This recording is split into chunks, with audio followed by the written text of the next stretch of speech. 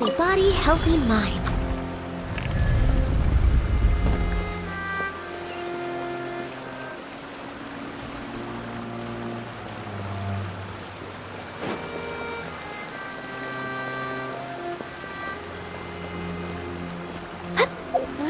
Wait, there's something wrong with this bridge! Run for it!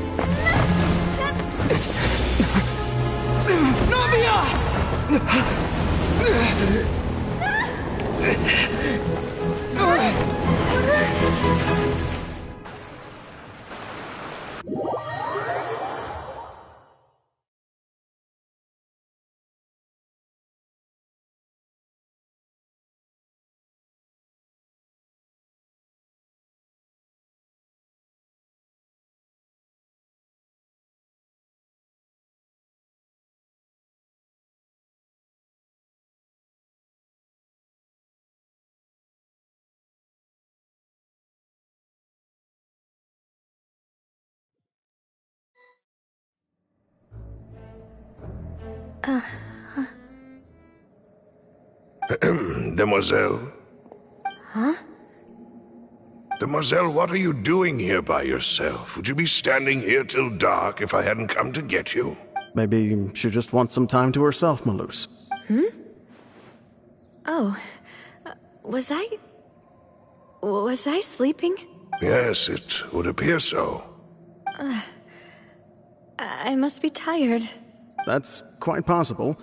However, you were the one that suggested we go out for a walk. Oh, right. I nearly forgot. It must have slipped my mind when I dozed off. I haven't had a nap today yet. Have I? This is a familiar feeling, yet something's a little strange. Is something the matter, Demoiselle? Oh, no. No, I'm fine. I was just trying to recall why we came out for a walk. Do you remember Mr. Giverny? He'd requested our help before with foreign merchants. We were headed to see how things were going with him at the moment. Ah, right. Yes. I remember now. Oh, Miss Navia. Ah, Mr. Maloose. And Mr. Silver, too. How have you been? I've been great. Thanks to your help, those bothersome merchants finally realized that I wasn't the one they were looking for. Why, I wasn't even the guarantor for that person. They were knocking at my door day and night. Even my neighbor, Obina, was getting fed up with them. Sometimes force is required to calm someone down and get them to listen to what you have to say. That's right. Oh, by the way, Burnett, what was it that you wanted to give to Miss Navia again? Oh, yes. One moment, I have it right here. Miss Navia, these are some flower seeds that I prepared. Please take them. They're a very good variety, and they'll become very big and beautiful once they bloom. I don't know what we would have done without your help, so this is a little token of our appreciation. I hope you won't refuse. Ah, did you cultivate them yourself? Thank you so much. I'll certainly take them. Why, we can have as many pots as you'd like, Demoiselle. Perfect. In that case, we'll swap out some of the decorative plants for some of Mrs. Burnett's flowers. Very well. Wait. Something... Excuse me, madam. If I'm not... That's right. No, it's nothing. This is the first time we've ever met, but your name seemed familiar to me. I've heard this name before. Sometime recently, I'm sure of it. And why are there so few people around here? Where did everyone go? We must mind the time, Demoiselle. We still have important things to attend to today. Huh? We do? Like what? Well, now, did you forget? Miss Navia, here you are. I've been looking for you. Please. My trial? Wait, why would I need to go to the opera house? Yes, she's right, Demoiselle. It's just about time now, so we should get going. Oh? All right then.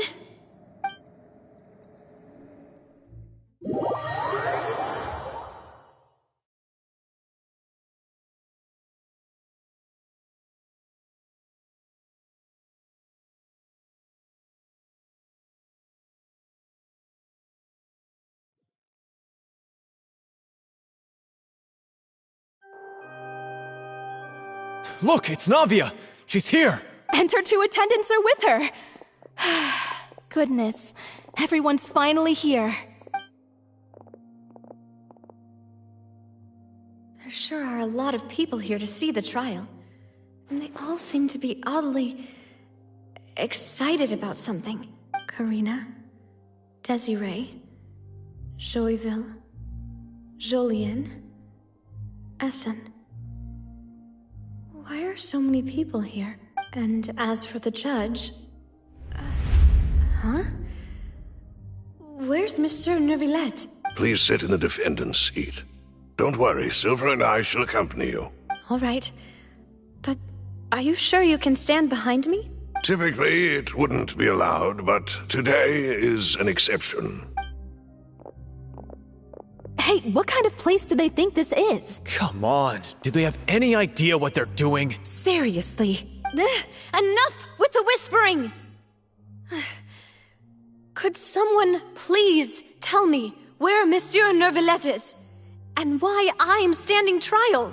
My dear Miss Navia, have you not yet realized what you've done? In that case, allow me to explain. As all here know, you are Master Callus's successor, the head of the Spina di Rosula. After you took over the Spina, you treated all of us just like the late Master Callus had. If anyone in need reached out to you for help, you responded. Not only you, but your butler, your subordinates, nearly everyone in the Spina di Rosula fought for the well-being of those in Poisson. Wait a moment. Aren't you just proving that I'm a good person? Yes, correct. Absolutely right. And that is why you stand accused. You have helped so many people get through so many difficulties. You are one with us. We are inseparable. We are one big family, all of us who are from Poisson, inextricably linked. Therefore, this fair and honorable court shall declare you guilty, and you shall stay here. You will be together with us forever. Huh? What are you saying? Everything you have said is correct. I have indeed done a lot for my hometown, and I would be willing to be with you all, but... Ah, well, if that's what you think, then I have no further comments. How wonderful, Miss Navia! I know all these people. Why are they laughing? I seem to remember now. Wait just a moment. This isn't right! Melus? What was that, Mr. Melus? Our conclusion is very clear and unanimous. Let the court judge her now. She's guilty! Stay here, Navia! You're one of us! Demoiselle, don't admit guilt. This trial means to keep you here forever. I wish to exercise my right to defend Our Lady. Mr. Joinville, you only know of Navia's goodness, but nothing of her utterly independent mind. She was born a free and independent spirit. She has never been tied down by anything. Indeed, even the death of Master Callus couldn't stop her. Her actions cannot serve as proof that she identifies herself as part of any group. She merely acted as an individual, extending her hand to help others. Please do not mistake her actions as being otherwise. Really? As an individual, you say? Don't forget, we are all Fontainians here. This is the nation of justice, the nation of Hydro. Even if Miss Navia only voluntarily rendered her assistance, that doesn't change the fact that her beautiful soul must return to everyone.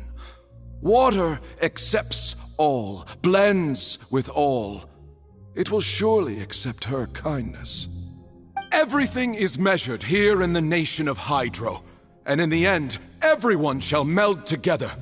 Thus, when a unanimous opinion emerges, that opinion represents justice. Now I speak for everyone. Our opinion is consistent. Navia should stay. We and Navia are one. And you would call this justice? Preposterous. You are merely jealous that Demoiselle still has a chance to exist as an individual.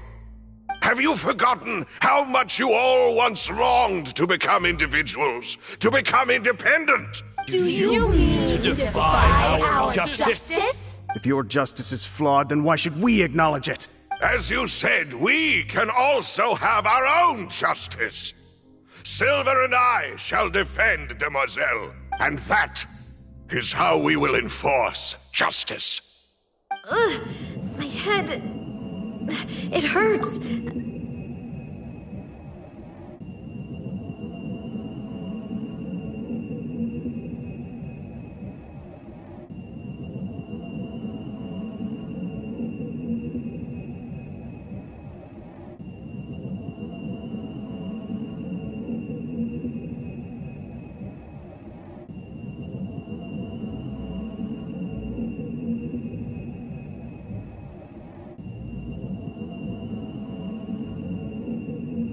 Demoiselle!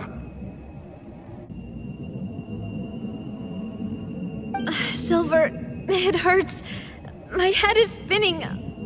All I can see is stars swirling in front of me. I remember now. Everything that seemed odd from the very beginning. Karina, Desiree, Joyville, Jolien, Essen, and Mr. Giverny and Mrs. Burnett, who we met earlier. Even Malus and Silver. I don't want to admit it, but they're all dead. Don't be afraid, and don't admit guilt. We will protect you to the very end. Absurd! Who are you to say that she cannot be judged?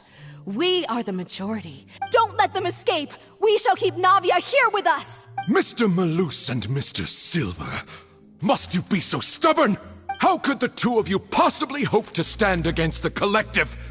Do not resist. This judgment is fair and just. Navia belongs to us. After all that happened, she should not be left alone in Poisson. What are you saying? No more excuses! She says we're jealous. Jealous? How could she possibly be an independent individual? What's with these people? Who's jealous of her? She belongs to us! Miss Navia, she... Silence! That's...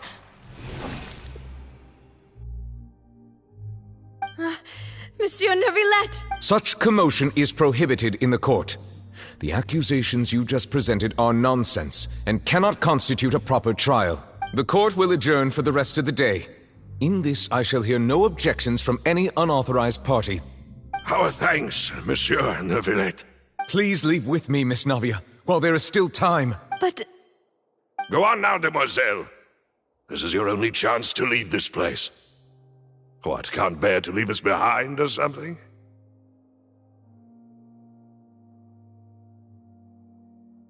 Malus.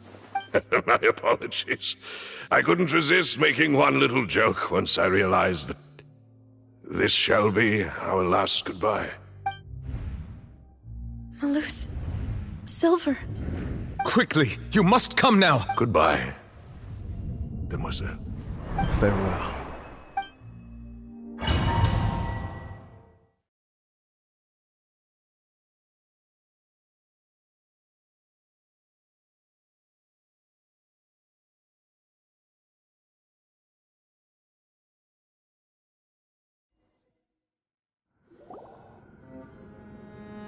No, wait! Just a second! Navia? You're awake? Good. I must have been dreaming. Malus and Silver were still alive, and they were defending me at some insane trial. It looks like you're all right. Did all this feelings cause you to have a nightmare? The ruins you were exploring suffered a cave-in. When I arrived, I found you falling toward the water. You were just about to be dissolved within, but What is it? I think I saw 2 Oceanids protecting you. It was only for a moment, perhaps even a fraction of a second, but they gave me the chance to retrieve you. Were it not for their intervention, I would not have been able to rescue you before your consciousness dissipated. Wait, did you say Oceanids? You mean like what happened with Vache? Perhaps those 2 Oceanids were the people you saw in your dream. I always told them that they didn't have to protect me.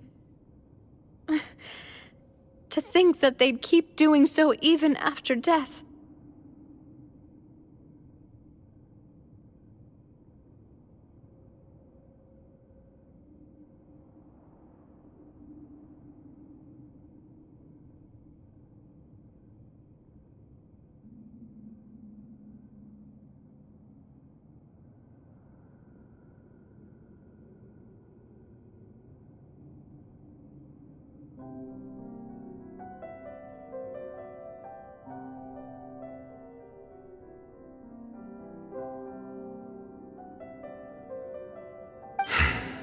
Please come with me.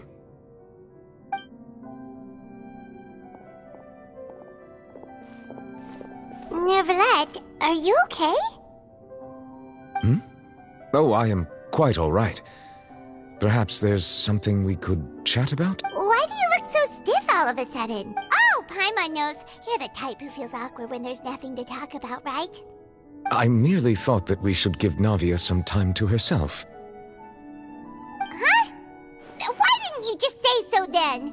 Don't you think it's even more awkward to call us over like this and then have nothing to talk about?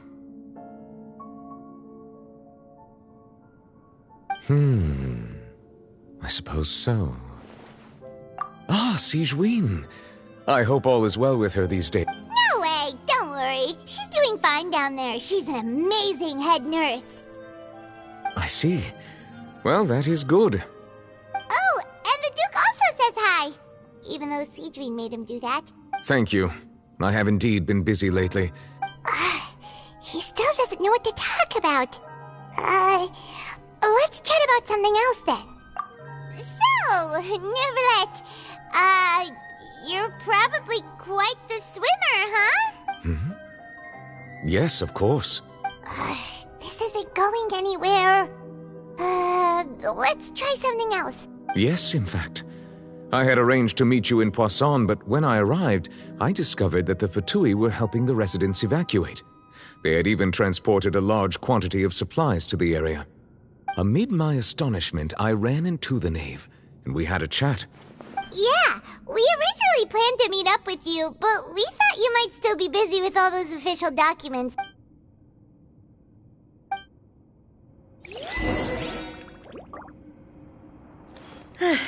I'm sorry to have kept you all waiting like that.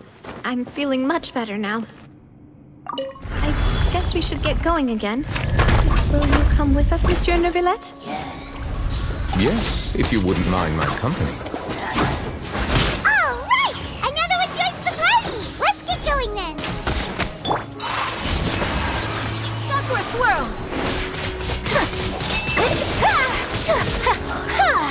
Yada Kundala.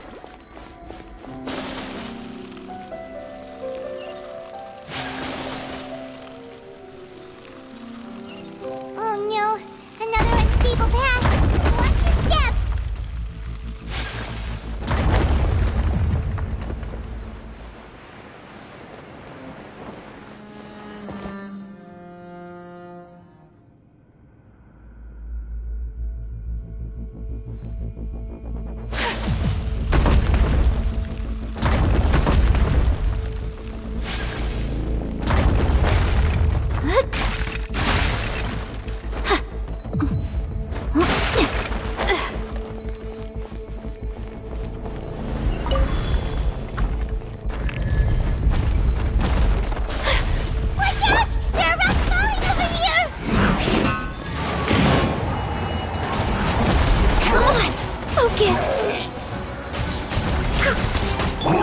Everybody stand back!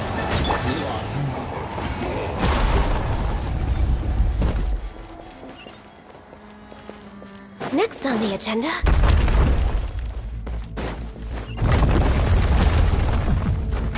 Huh?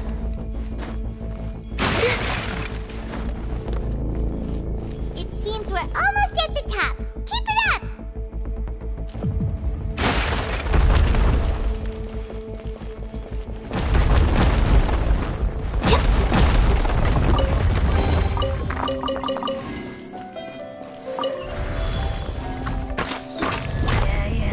Next on the agenda... No touching! Disappear! Here!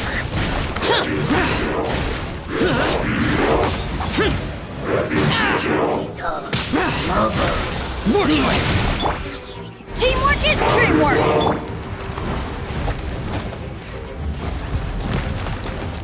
Useless!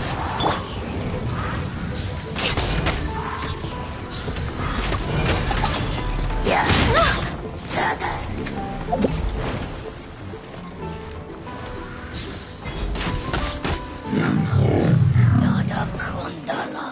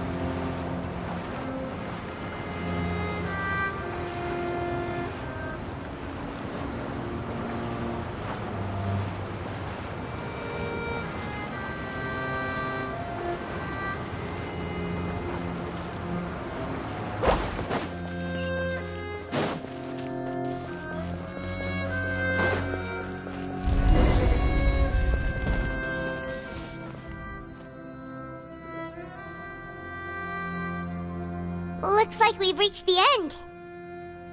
This is the place. There should not be any other hidden space. The path sure had some twists and turns, but it turns out that this place isn't actually that big.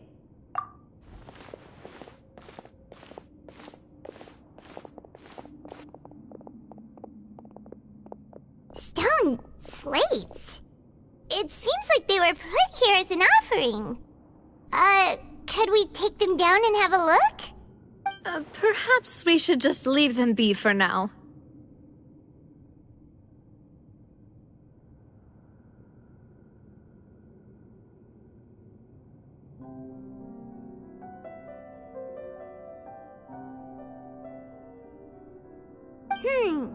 There are 4 locations in total, but only 3 stone slates. The slate that should be in the first empty spot is missing. The surrounding walls also show signs of damage.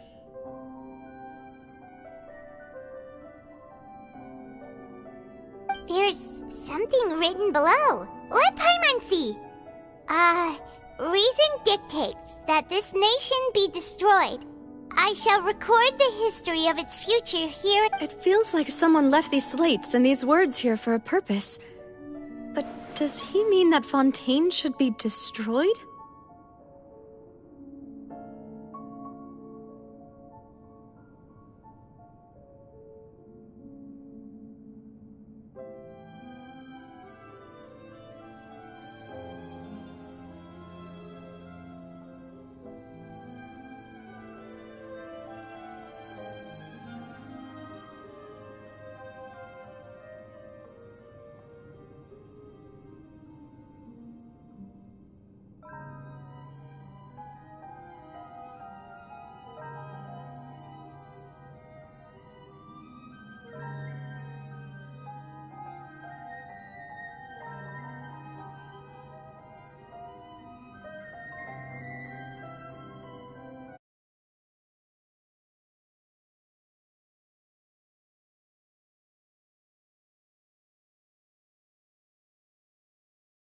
Would fit the circumstances dictated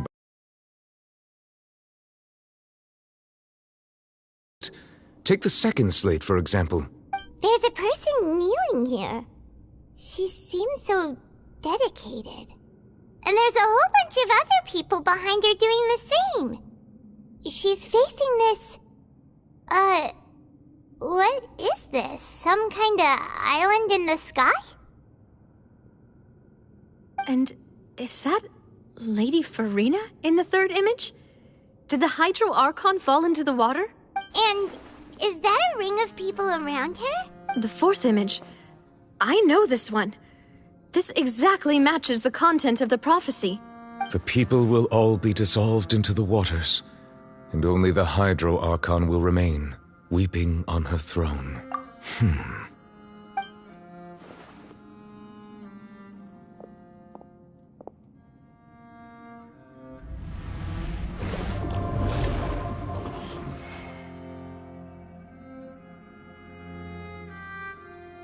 More information should be hidden in these slates, but I fear I cannot easily uncover it, most likely due to us missing the first slate.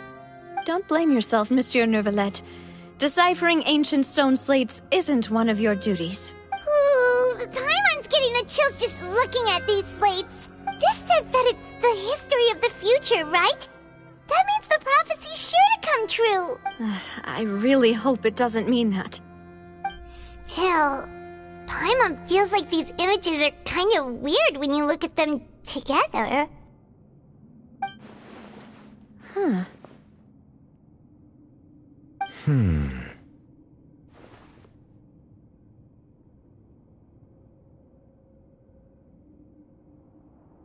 That's right! If the images are in chronological order, shouldn't the fourth, the waters drowning Fontaine, come before the third, where the Hydro Archon herself falls into the water? And yet the order is reversed here.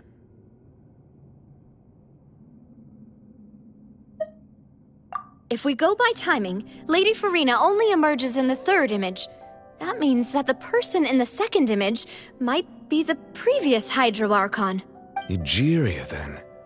I had never met her, but her appearance here does match the records. The previous Archon kneeling before the floating island in the skies, as if confessing a sin. Did she herself commit that sin?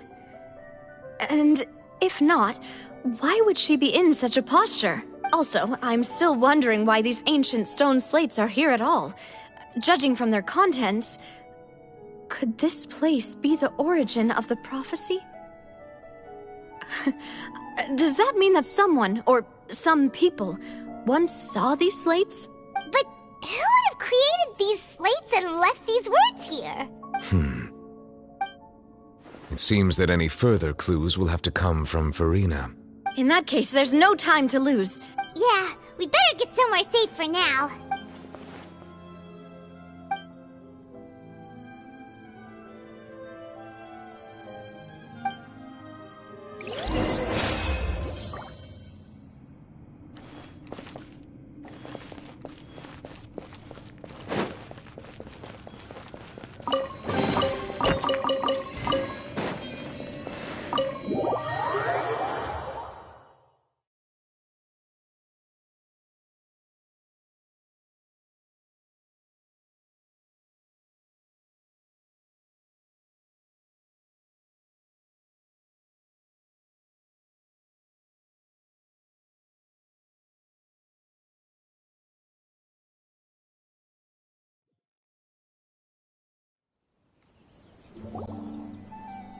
Let's split up here. I'm going to check on what's happening with the Spina. You know how it is. There's some things you just need to be there for yourself. You still have energy for that, Navia? Paimon's already beat!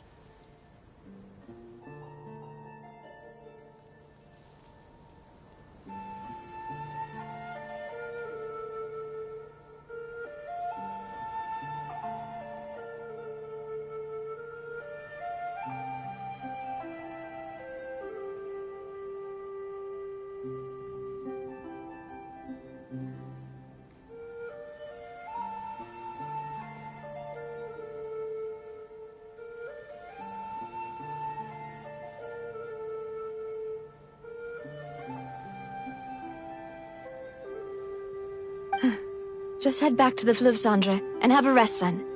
I'll depart as well. Thanks for your hard work today. Rest well, everyone.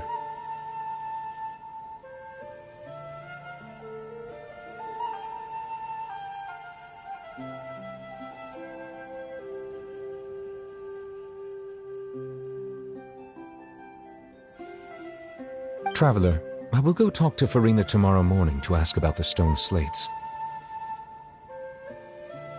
I'm sure that you're concerned about this matter as well. If you have time, drop by my office. Are you really going to talk to her about this directly? She has long been harboring secrets and will not give... All right, we'll leave it in your hands then. You're probably the... I will be carefully considering my words tonight. Traveler, Paimon, our safe house at the Fleuve Cendre is always open to you, as ever. So please don't think you're an imposition. All right. I'll be on my way then.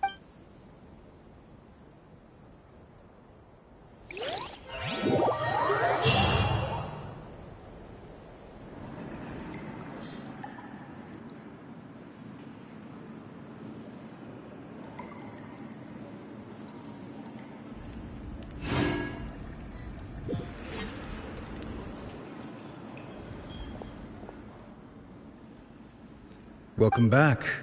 We've got a special menu prepared for you two tonight.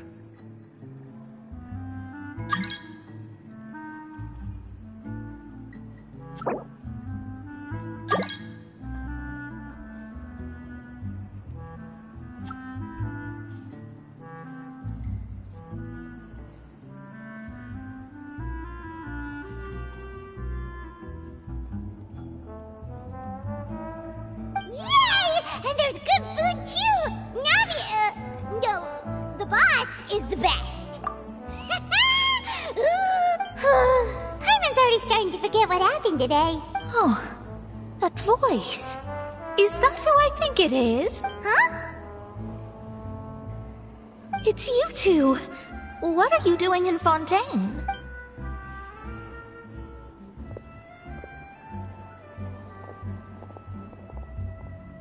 Mona?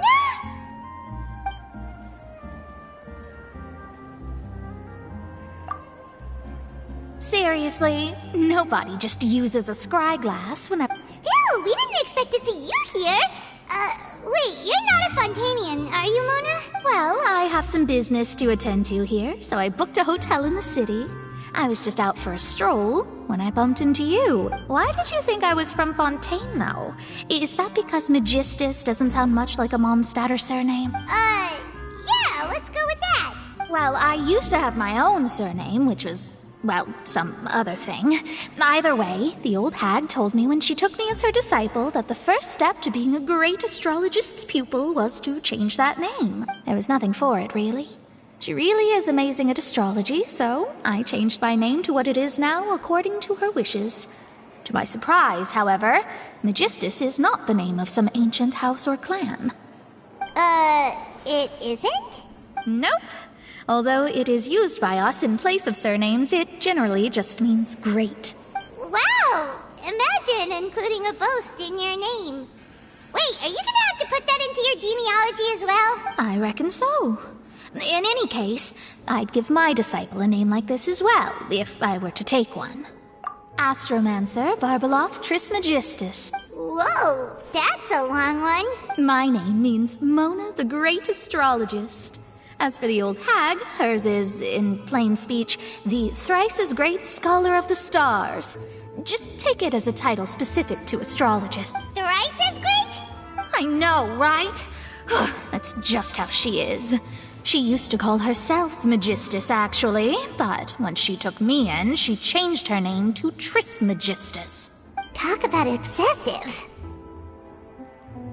Magistus is thus the calling card of our school, so to speak, which makes it about the same as a surname. It's all right if you don't get it. You can look into it further should you need to study astrology more deeply. That sounds terrible! But anyway, you're not Fontainian, are you, Mona? You're from Mondstadt, right? Well, I was born in Mondstadt, yes. My parents migrated to Dorman Port, and I traveled with the old hag for a while, after which I settled down in Mondstadt City.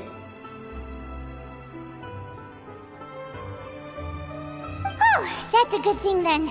At least we know you won't be dissolved by Fontaine's wad. Speaking of that, I'm sure you're aware that a bunch of things have happened here in Fontaine, right? I know you're not a local, but I'd avoid getting too close to any water that looks strange all the same. There's something ominous about it. Well, the water, I mean. That was the main reason, yes. Just a while back, the Steambird invited me to take part in a panel and speak about the circulation of the prophecy as an astrologist. The invitation was sent quite early on. I don't think anyone expected Fontaine to be in this much trouble. What do you make of that prophecy, Mona? Just tell us what you think as an astrologist. Your word would go a long way to make things more certain and less scary. What I can tell you is that I'm an astrologist, and that this prophecy concerns the... I'm afraid that this is not something that just anyone can do. If I could do it, you would know. But on the flip side, the prophecy is so huge and powerful that it must surely come from a powerful visionary. A visionary? Sounds really powerful and all, but does such a person really exist? Of course. The old hag could do it, and I'd bet there are others amongst those Hexenzirkel colleagues of hers who could do something similar.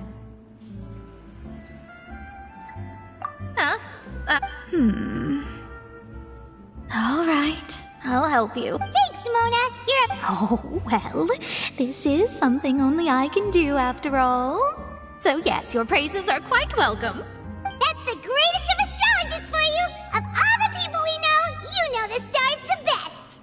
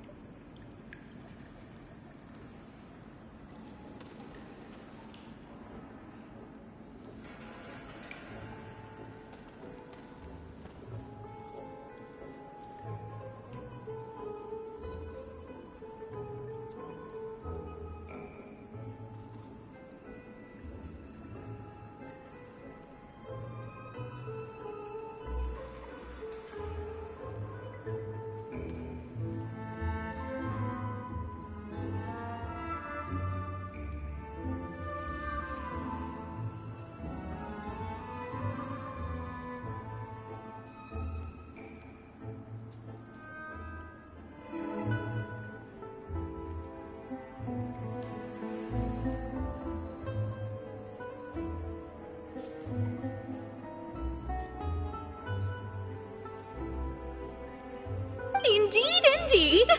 That's the spirit. Oh, sorry. I came to see what all the commotion was about. If there's anything you need, do not hesitate to inform the Spina di Rosula. Oh, whoops.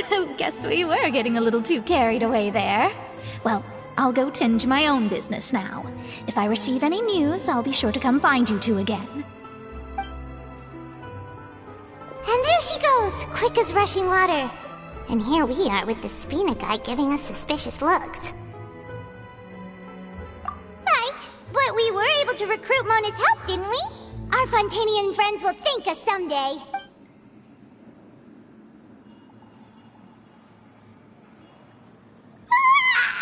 Good morning.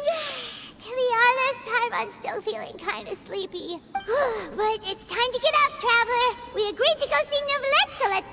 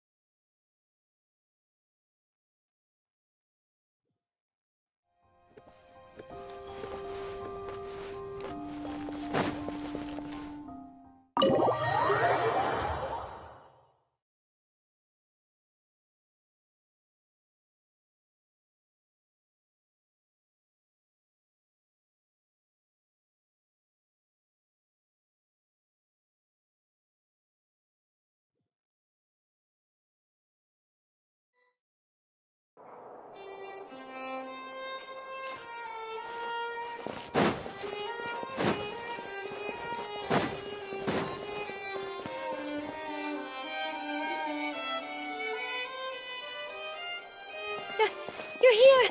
Finally! Is something wrong? Monsieur Neuvillette and Lady Farina, they seem to have gotten into a dispute. Please go see for yourself.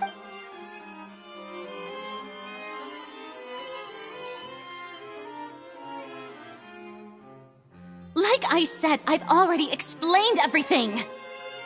And yet the problem has not been properly solved. There is little space for excuses between us. It is not my intention to offend you, but please, tell me where you stand. You are the Hydro Archon Focalor, are you not? Look at this. This is a list of the victims from the recent Poisson incident.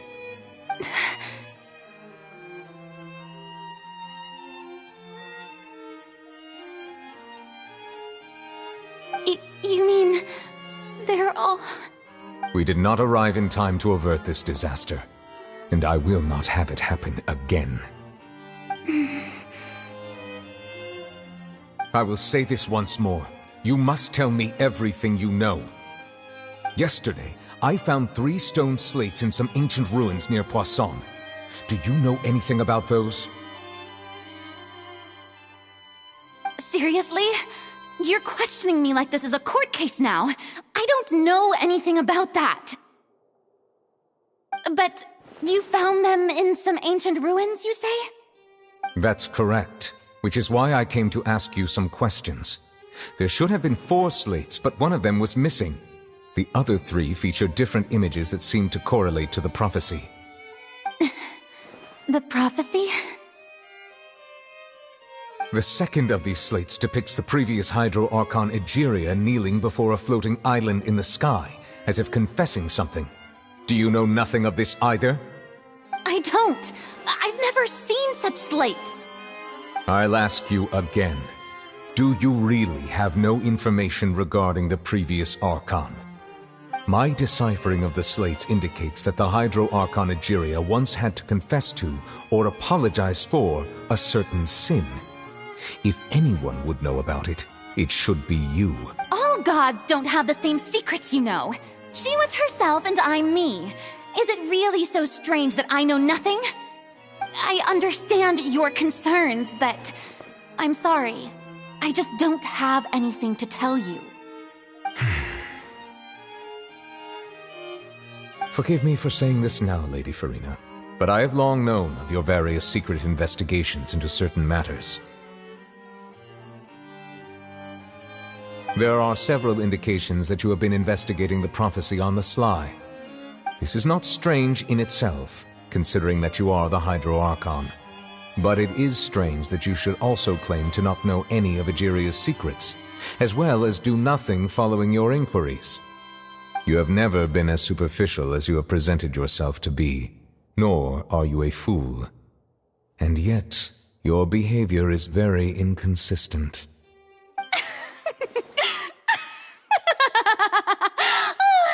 So you've been watching me all this time, have you? I didn't think you were that type. Well, since you know about my secret investigations, then you should know I'm actually working to take care of it. There's no point questioning or suspecting me. You're the Eudix, but you're still my subordinate. You should be following my lead. Just trust in me, your Archon, and do as I say. Never mind whether you can truly convince yourself to or not. It'll all turn out fine. That's all I have to say. We do not discuss this matter again. Oh, the opera's about to start. Toodle!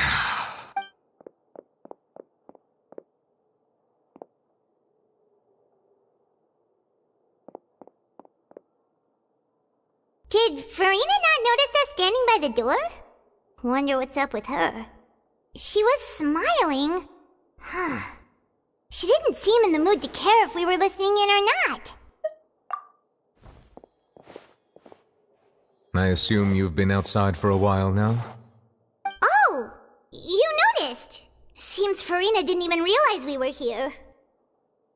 She was in a great panic, though I cannot discern the reason. Our discussion reached impasses time and again. Still, I do not understand. Dialogue is the basis for understanding, so why did she keep refusing to engage?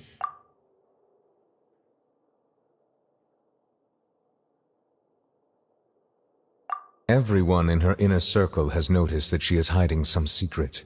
The issue is her attitude. I fear that she will not reveal anything unless absolutely forced to. We may have to create a situation in which she will have no choice but to speak. Oh? Like what? Normally, people will only reveal the truth when standing trial. Perhaps we must have the Hydro Archon experience just such a scenario. But Farina's seen so many trials, and she's really good at dodging questions. How do we make sure that she won't just slip away at the first chance she gets? We will need to consider this thoroughly, join forces with various parties, and then do what we can. If at all possible, I would prefer to recuse myself from this affair, but we must prevent the prophecy from coming to pass. This may be cruel to her, but all Fontaine is in crisis. The information a god possesses is too precious, and so we must take a chance on this.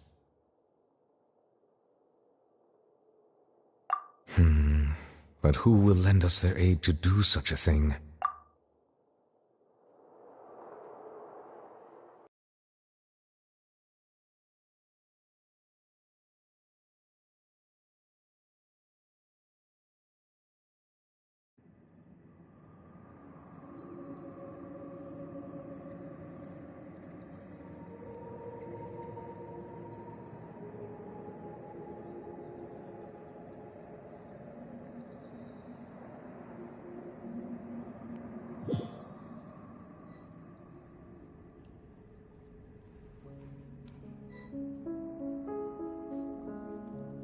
Well, that's everyone, huh? Speaking of which, it was pretty smart of you to think of hiding here. Poisson was just involved in a disaster, so it's presently devoid of people. That naturally makes it the best choice. And here you are drinking tea like it's the most natural thing in the world, huh? That's what families should do. Sit and enjoy a leisurely time together. It's nice to enjoy tea here, you know? Care for a cup? Lend me your ears, everyone. Or perhaps one of you might like to start us off. How about you, friend? Me? No, I don't think I can. Then, how about you, good sir? I fear that I will cause the mood on this boat to become as somber as it is in court. Well then, I guess we're lucky we've got a local like me to organize things. Wonderful, the spotlight at last. I guess I'll be facilitating things from here. That was a little long-winded, don't you think? Oh, you might be right. Anyway, to cut to the chase, our friend here, the Traveler, has brought us together to discuss something. As for what that is, well, let's start by saying that we'll be pooling our efforts together to create a series of traps. Oh, how intriguing. Well, it's just an expression, really. One that I just learned from Clorand, and used on the spot. So, let's invite her to explain in detail. A round of applause, please. Huh? Didn't you say that you would be facilitating this? Oh, come now. Your work doesn't involve much public speaking, right? This is a good chance to practice. You might even pick up some fancy oratory tricks to impress your boss with in the future. I see. And what does my boss say? He is glad that you consider him your boss. Do go on.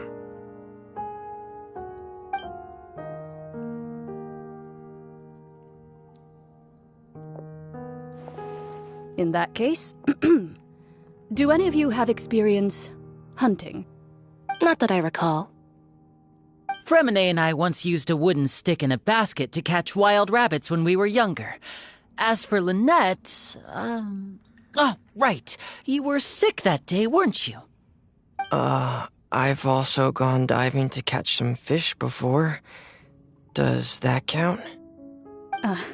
I'm afraid not. You may or may not have heard, but Fontaine once played host to a group known as the Marechaussee Hunters. Though that was their name, they did not hunt animals, but rather various monsters left behind by the ancient dynasty of King Remus. Today, Fontaine's monster population has already thinned greatly, so the hunters have blended back into society, taking up arms in other lines of work. They even left a unique methodology of hunting in their wake. A trap comprises of the following components: bait, a trigger, and a containment device. Sometimes a lethal implement will also be necessary to deal with the prey. So, if we were to build a trap together, right now, what would you choose to build it with? For me, I would prefer something basket-shaped. Pigeons and rabbits will see the bait and naturally enter the snare. Our line of work requires a deft hand, and we're some of the best in the industry, so you can count on our techniques. You used some of those techniques while moving the people of Poisson, didn't you? My subordinates mentioned that you even performed some magic for the bawling children. Yes, and I even managed to gather some intelligence in the meantime. I'm quite the multitasker if I do say so myself. I'm afraid I can't claim that as my strong suit. I prefer more stable methods, like placing bait in the water and waiting for the fish to come within reach. That's the kind of method I would count on. Calm and steady. Exactly the kind of person who would catch loads of fish. And I can be their assistant. With discretion, I'm sure. I'd probably use some sort of mechanical animal. Papa once bought me some small clockwork squirrels, mice, and such. When placed in the forest, they can attract others of their kind. I remember that you liked those too, didn't you? I did. And that would be a good way to go about it. If they're realistic enough, animals of the same kind will follow them all the way to the trap. What about you, Monsieur Neuvillette? I fear I do not have any related experience. That makes sense. You usually solve problems directly, without the use of any such tricks. But I do have one more question for you, monsieur. If we were to create a trap now, how would you design it? I would like for it to be effective, but bring no harm to the prey. A more gentle trap would be ideal. Kind as always.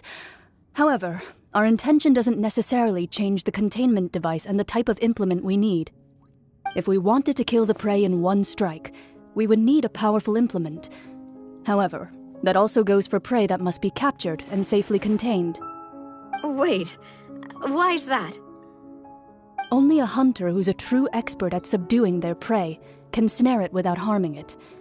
The line that divides life and death is often exceedingly thin. So are we going hunting together? Huh. We hadn't thought of seeing ourselves as hunters. It kinda works, but maybe it's still not the best metaphor. If our means of capturing and dealing with our prey is to put them on trial, then the hunting metaphor is actually quite accurate. But we shall require much more courage than any hunter to judge a god, a being whose seat is an exalted throne. Oh, so that's what's going on. Sounds very interesting.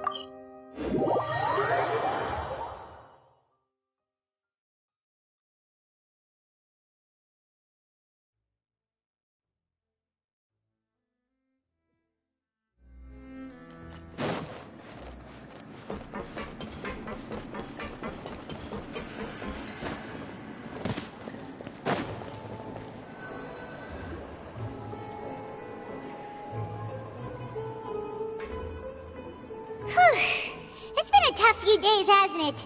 So much has been happening. Paimon didn't think the meetings would go on for so long, but everyone seemed pretty fired up, huh?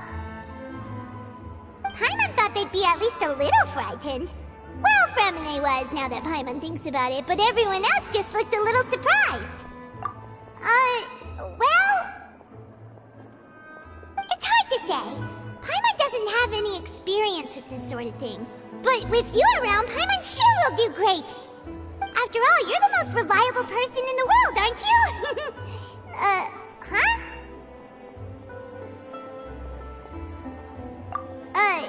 Did you just pour some tea? Paimon didn't notice you doing that at all.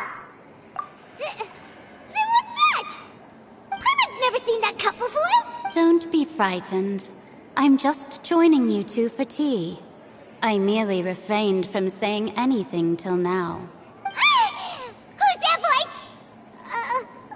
But there's no one here. Aw, have you forgotten me already? Wait, you are familiar. You're the voice we heard from the sky in Sumeru. The voice from the sky, I fear that description is wrong. Though, not completely wrong. You're feeling lost now, just as you were feeling previously. I sensed that confusion and thus came to you.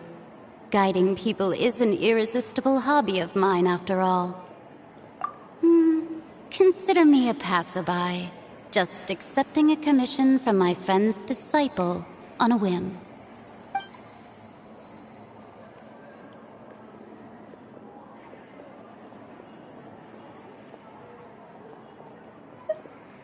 The prophecy. Yes, what has been prophesied will be fulfilled.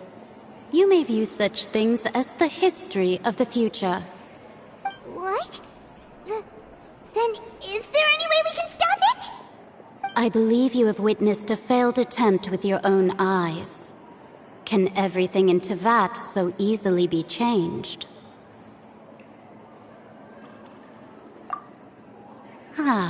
So you've caught on. Just as prophecies are usually only the future as seen from the perspectives of the gods, could things be happening in hidden corners where the gods' gaze does not fall? Are the things that you shall see different from the fate that the gods perceive? What is she talking about? It all sounds really impressive and important and stuff, but it also sounds kind of scary.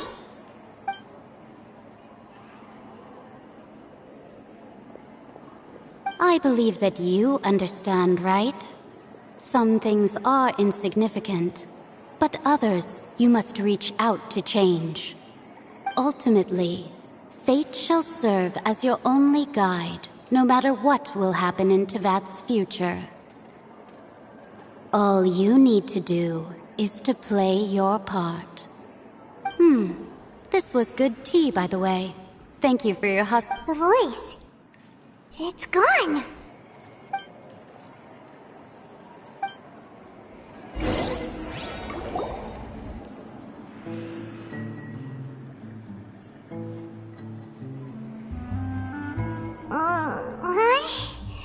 I want to hear someone talking. All right, coming!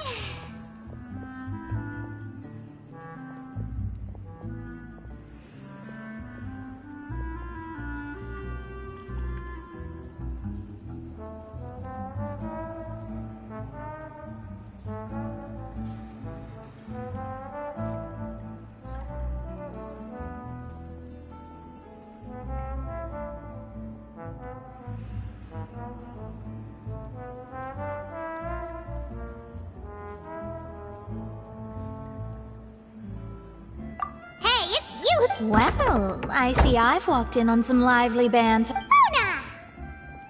Fine, just fine. I went to take part in that Steambird panel. It turned out to be more interesting than I expected. Not all Fontainians are pessimistic about this. One journalist mentioned that sitting around and waiting for the end to come... Did she have pink hair by any chance? Why, yes! It was Charlotte. You remember her, right? That daredevil journalist? I'm in full support of her view. Prophecies are very important, but how can people allow their lives to be commandeered by just a few words? That's right! Paimon's glad to hear something sensible for once. Ah, yes. About what we had discussed before. I did try, but I'm afraid I couldn't reach the old hag. I'll try again tonight, but I wouldn't get your hopes up. Huh?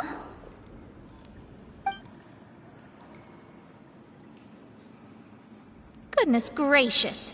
Are you serious? She said that even the god's gaze has blind spots. Pretty bold if you ask Paimon. The Hexen Circle members are certainly anything but ordinary. As for the mage named N, the old hag has mentioned her a few times.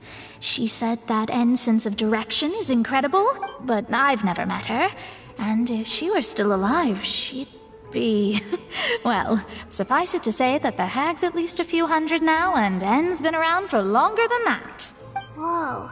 The Hexen Circle sounds like a scary group. But they must really stay in shape to live so long. Their abilities alone are pretty terrifying.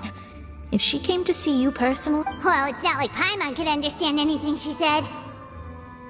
Yes, she was quite cryptic, but I suspect she means that there is still a way to turn things around.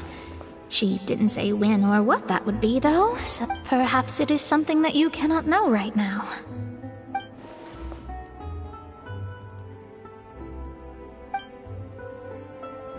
Traveler, Paimon, are you two all right? Oh, we're fine. We're just a little down right now. I see. I feel that same sense of desperation, too. I guess you could consider me someone who has often witnessed fate. But even so, I still hope for, and believe in, miracles. Astrology is eternal and rational, but fate may not be. It is cruel, but it can also be beautiful. Perhaps that's what N was trying to tell you. Not to lose heart, and to believe that what you are seeing playing out before you is not yet set in stone. I did originally think of steering clear of all this, but I couldn't. Even if this is all futile, I still wish to help everyone. If we don't struggle to the last, then how can we face the end when it comes? Huh. You do have a point. There I go, talking about astrological principles again. Sorry about that. The moment I start talking about work-related stuff. I need to get going. It was worth trying to comfort you, even if only a little. I believe that you'll help those who are struggling in the same way I did. I suppose that might be why we always seem to meet by coincidence. Paimon feels kind of moved by what Mona said. Hey, Traveler. Paimon suddenly feels like going outside. Let's walk around the city, shall we? There's a few spots we always like to walk by.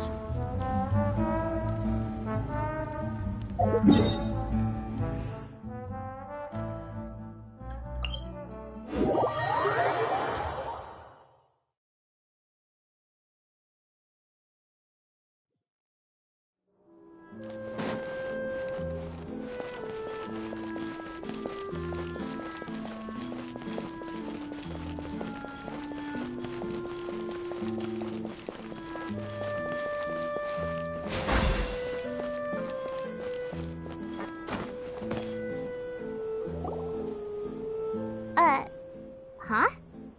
Our names are written in this newspaper. Let Paimon see! The underwater stronghold, the Fortress of Meripede, has continued in its noble autonomy. But that does not mean that others cannot interact with it.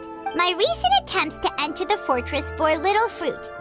Thus, did an Outlander friend become the focus of this report. A blonde adventurer with their white fairy, legends...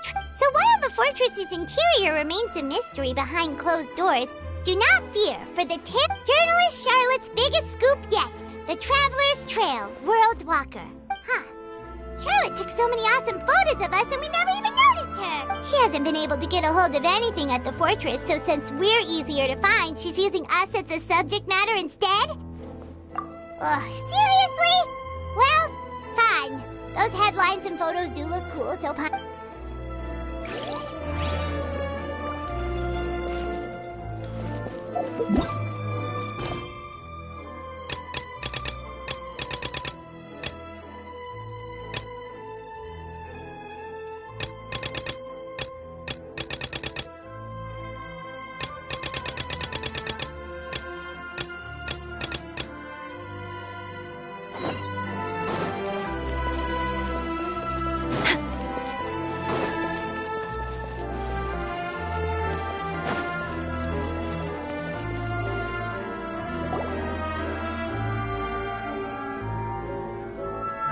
Over here.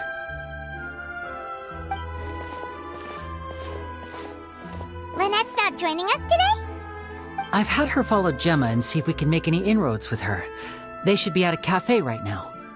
Still, I don't think that Gemma's likely to open up to us. Today we'll be looking into when Caesar passed away. Before long, I had to...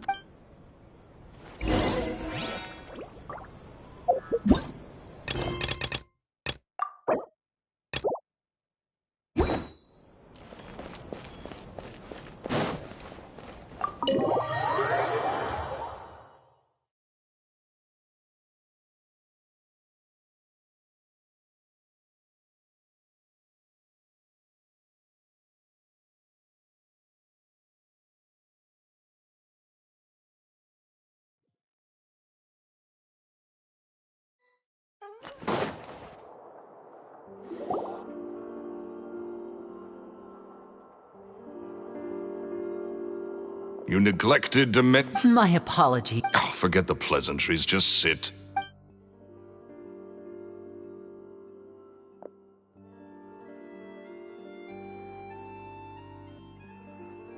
Get a load of this guy. I only agreed to... Much obliged, sir. Yesterday morning, I have to get to the bottom of this to ensure... What is there to investigate?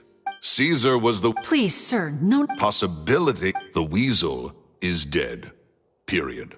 Everyone knows that, so do yourself a favor and quit this investigation. It'll lead you nowhere.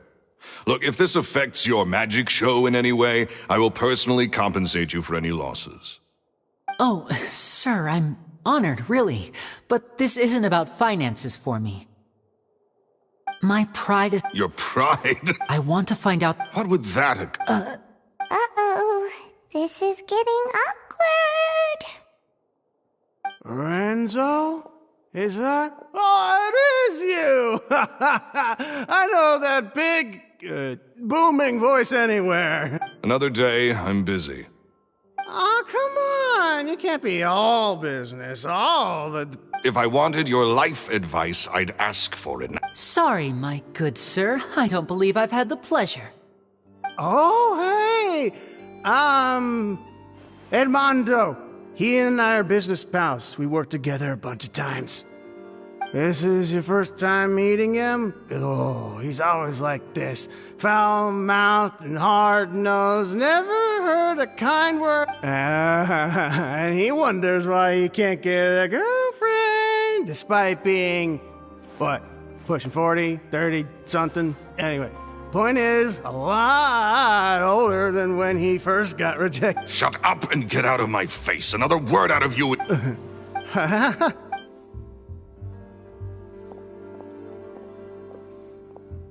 I think it's high time I made a move as well. If you really want to investigate this, Lenny, be my guest. But if nothing good comes of it, don't say I didn't warn you.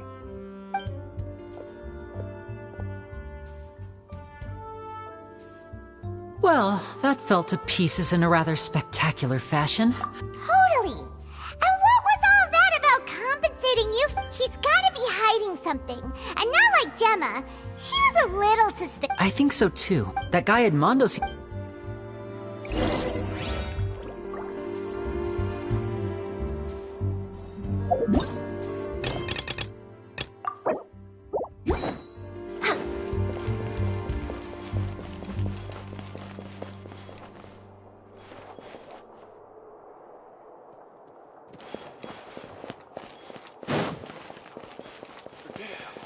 If you want tea or water, just help yourselves.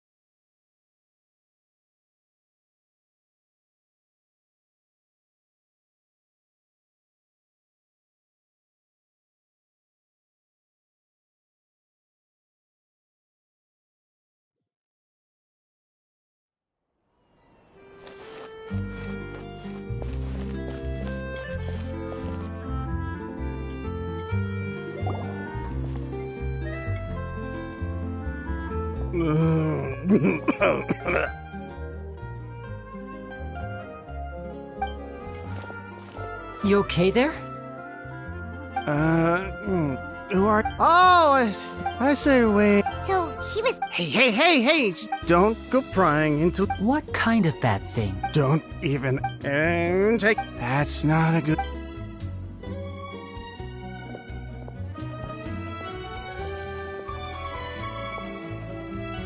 And there he goes. Shh! Don't say anything and don't look back.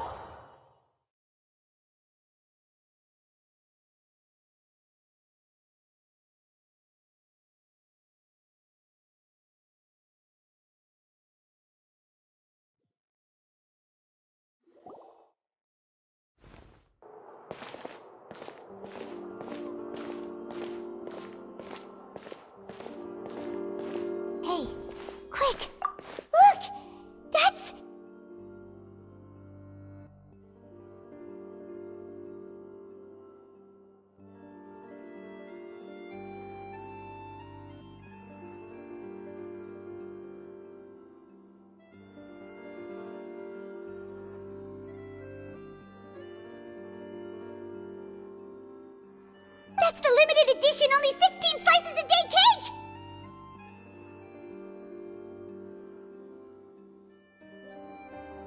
It was so delicious the last time we tried it! Despite the tense situation we were in, let's give it another go, Paimon! 1 slice of cake, please. Someone showed up after— Oh, wait, you're the one from the Palais Mermonia. Oh, are you here to buy cake too? It seems Monsieur Nervalet was right. Wait, did he really say something like that? That's right. Even he has his own preferences when it comes to food. Do you come here often? Usually every day. Every day? It's part of my daily schedule, apart from work. I shall have my cake and coffee. Then what if someone told you— But why would it close? Well, Paimon doesn't know either, but maybe— Oh, the prophecy. To be honest, I haven't paid much attention to that. No, still, even if there'd be no more cake tomorrow, that wouldn't keep me from having some today. No, it's the same for eating in general. You might not be able to eat tomorrow, but if you can do so today, then you should carry on. That's what people call living, you know. Huh. Don't be sad. Excuse me, could I have 2 more slices of cake? These 2 slices are for you. Sijuin said that this kind of expression you're making is what humans call being sad. Oh, you know Sijuin? I sure do.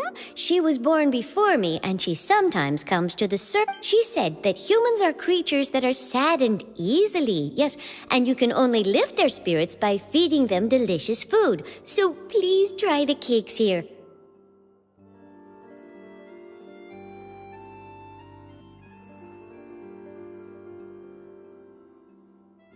I've got something else to do, so I'll be going now. You two try to stay in a good mood after eating, all right? Bye.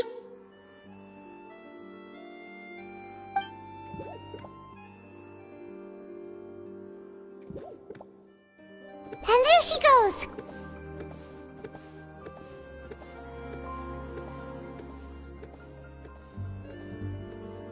Alright, let's dig in. Paimon's sure this cake will be delicious. It's more delicious than last time! And the flavor gets even better with a sip of tea. It sure would be nice if we could come again tomorrow. Sure would be nice if we could always eat delicious food here.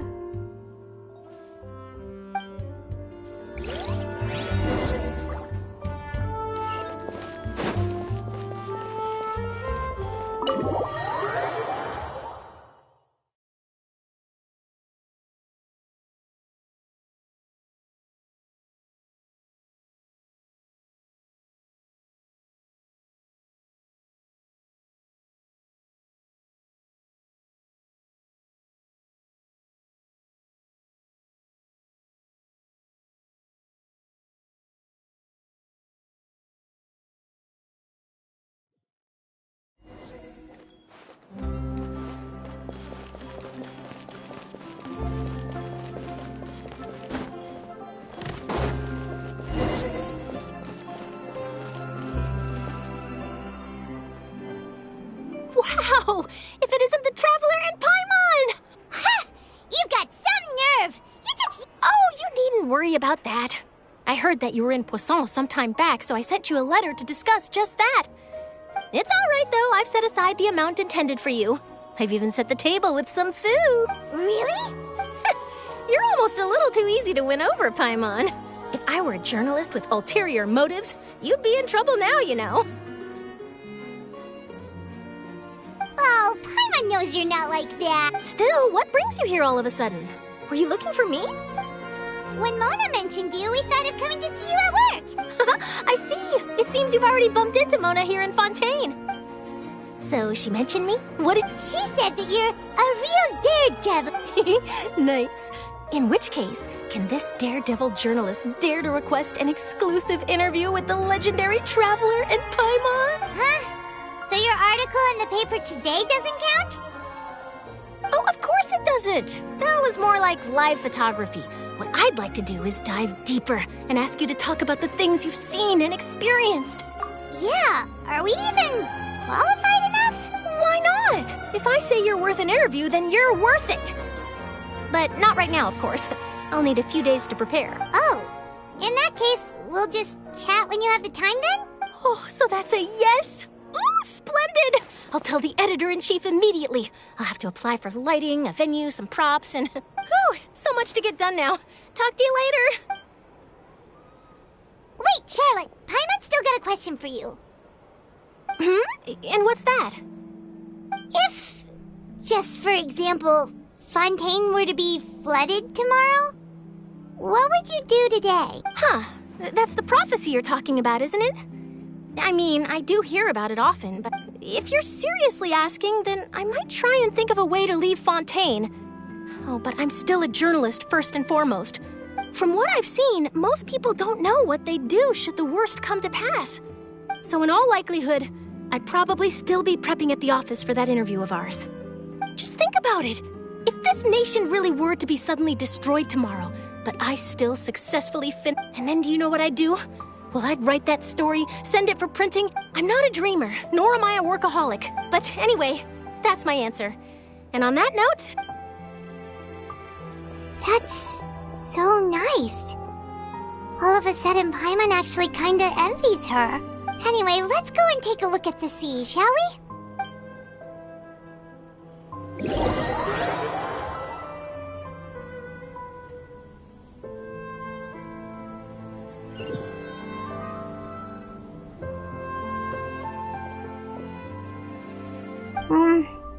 Paimon's been thinking.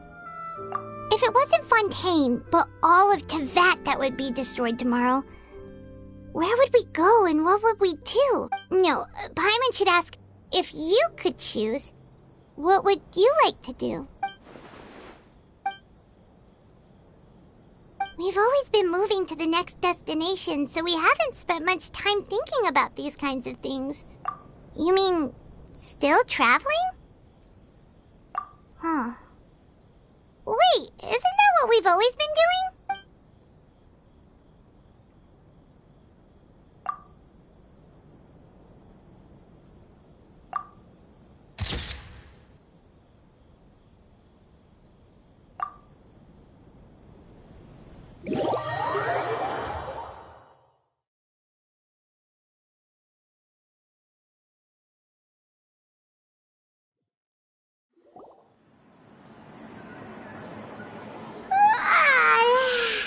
Feels like you'll grow mold if you stay here long enough. But it's still better than the Fortress of Mirapede, that's for sure. Ah, so the two of you are still here. Wonderful. Oh, you're from the Palais Mermonia, aren't you? Yes, I'm Isadora. Monsieur Nervillet sent me to look for you two before. Not at all. I'm well aware that you're friends of his. Actually, I'm here to pass along a message from him. Yes, inside the Opera House. The Maréchaussée Phantom has declared the incident a small-scale riot. A riot?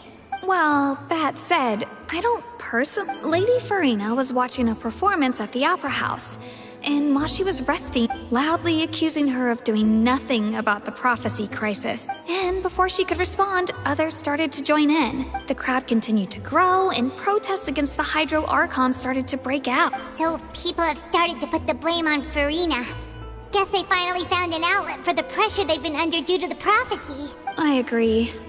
People will naturally rely on gods, as is customary. So what happened after that? Is Farina okay?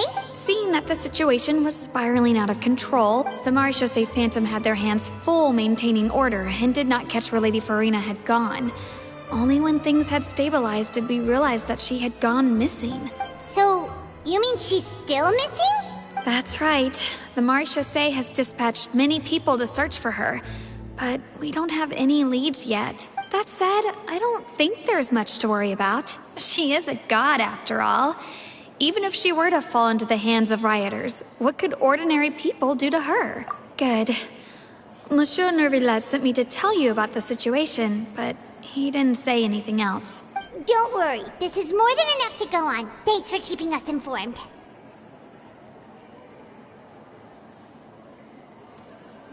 Ah, is that so? Well, all right then. In that case, you two take care.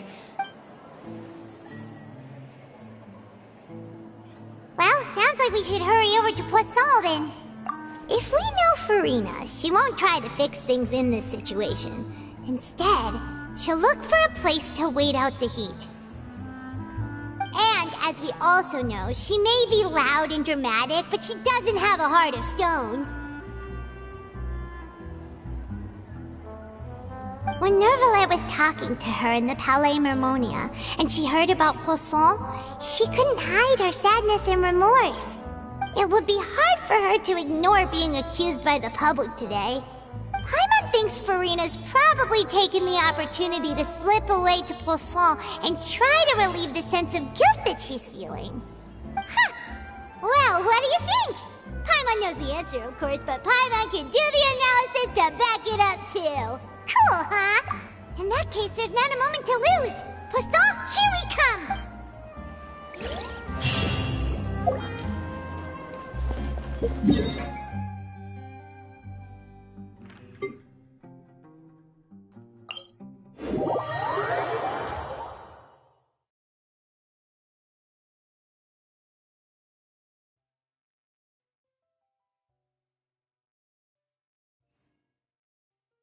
This place looks deserted. Guess all the survivors must have evacuated already. All that's left here are signs of devastation. Could Farina really be here? Let's try to find her as soon as possible.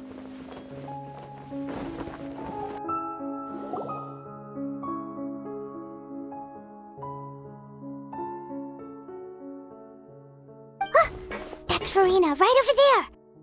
She really is here all on her own. Should I just give up? This is all meaningless.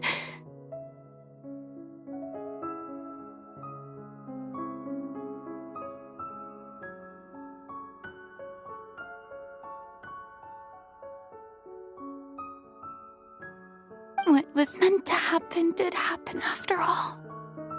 Everyone's dead. I'm sorry. I'm so sorry. Give up, Farina. There's no point in holding out. I'm sorry. But what can I even do other than to repeat meaningless apologies over and over? Who's that? Don't worry, Farina. It's just us.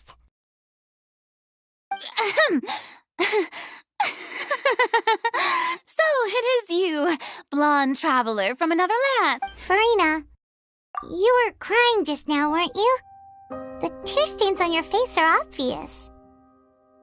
What do you mean, tear stains? Oh, I remember. The show at the Opera House earlier this morning was so moving. I'm still trying to process it.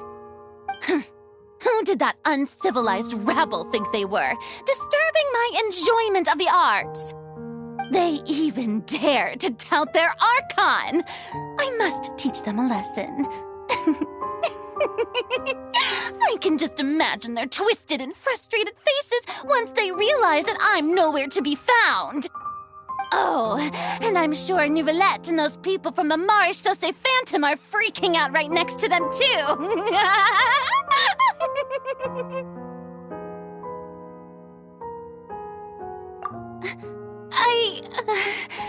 Of course not.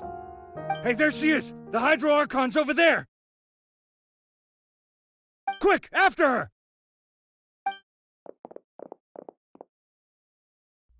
Farina, those people seem to be after you.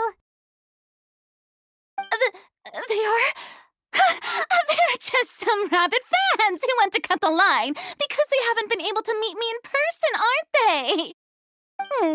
That's against the rules. I can't let them get their way. Farina just ran off! Quick, we have to catch up with her!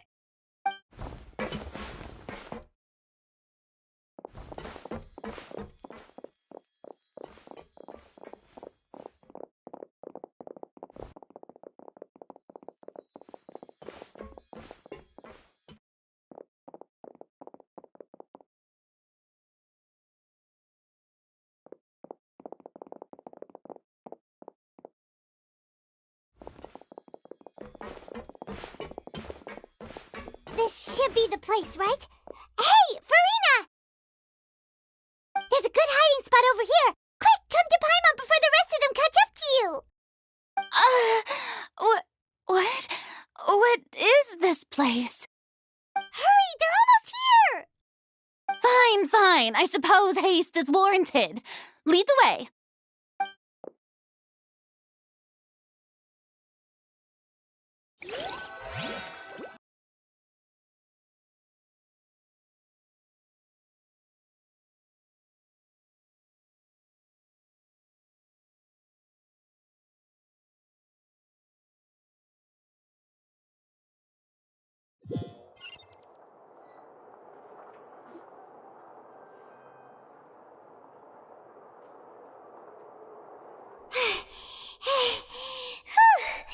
Paimon's exhausted.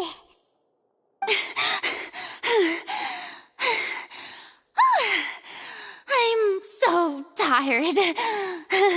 I totally thought they had caught me. No, I merely gave in to the sheer enthusiasm they display. Yep, that's a good girl.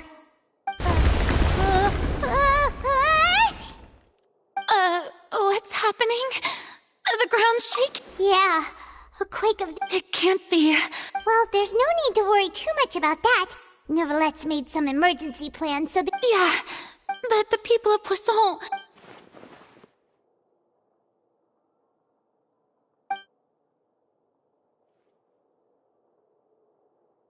It's true. I've been investigating the prophecy for hundreds of years. I once had informants all over Tevat, searching for clues and feeding information back to me.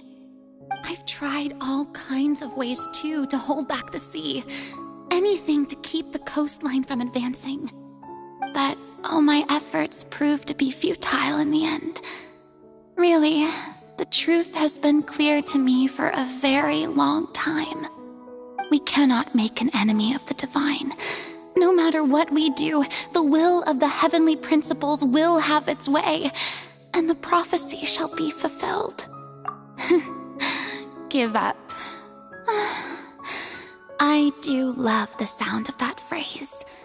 It would mean finally coming to terms with fate, but also for me to finally be free. Indeed, I've thought about giving up so many times, especially after we almost lost Poisson. Fate is really unreasonable, isn't it? It has no heart and obeys no rules. The prophecy has only just started to come true, and so many people have already lost their lives. But just now, it all became clear to me. I still don't have the right to come to terms with fate on behalf of everyone else. As long as the final moment hasn't come, it's still not too late. Don't worry. I will keep hope alive for everyone until the very end. Well, that's enough for now. I got the impulse to play the stricken maiden, but honestly, considering my rank and station, that wasn't a good fit at all. Don't take any of what I just said seriously. How could I possibly let Fontaine fall to the whims of trivial prophecy? Come on! Paimon could have sworn you were actually being honest just now.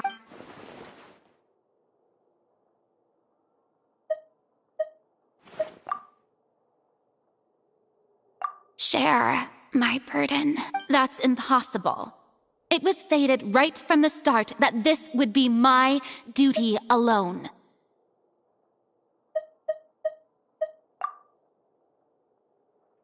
A witness.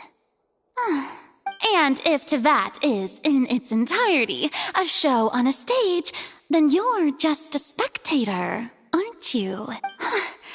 If that's the case...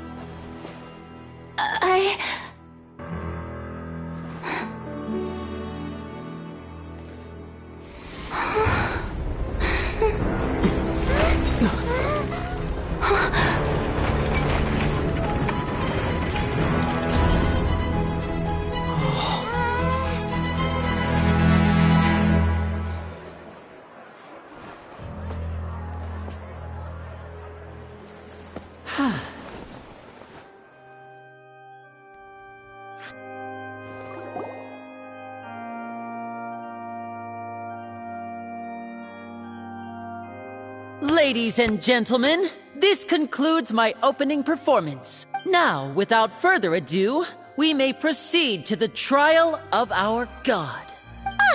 So this is what it is. Yes, you deserve praise for the effort you took to raise the dramatic stakes. Do not forget, however, that I am Focalor, the god of justice, the embodiment of justice itself. Does it not strike you as even the least bit absurd to bring the very concept of justice to trial? May I interpret these words as your refusal to stand trial? In that case, you will have the opportunity to defend your honor through a duel. You would draw your blade against a god?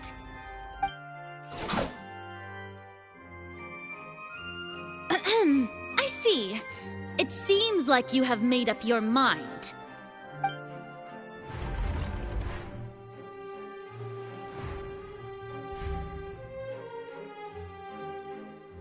Paimon can't believe it. She just surrendered. What the heck is going on? Did I just see an Archon surrender to a human? Wow, how utterly humiliating. Lady Farina, what is the meaning of this? It would seem that there has been a misunderstanding. To be clear, the raising of both hands is not always an indication of surrender. Looking for excuses again! I raised my hands just now to indicate my acceptance of the trial. I will admit that I've been running away for a long time. I'm sorry, everyone. I was unable to protect the people of Poisson. It is my duty to stand trial for my crimes.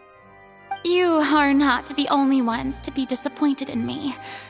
I, too, am exceedingly disappointed in myself. But now, it is time for the Hydro Archon to show you her courage and resolve. I, Farina, will use this trial to show the world the true meaning of justice! This time, I will protect you. Applaud and rejoice. One of the most outrageous and fantastical arcs known to the opera epiclese is now unfolding before your eyes. Mark my words, this shall be one of the most exhilarating and brilliant shows ever to grace the stage of Fontaine. The trial of the Hydro Archon, Focalor, will now begin! Woohoo! Oh, now we're making history! Why does it feel like Farina just took over the whole thing? Like, come on! Didn't she just get forced to stand trial for her crimes? Also, even though she's still acting super dramatic, she is taking this seriously this time, right? All right, then. Who will be my opponent in this trial? The court asks the prosecutor to please take the stand. Is that so?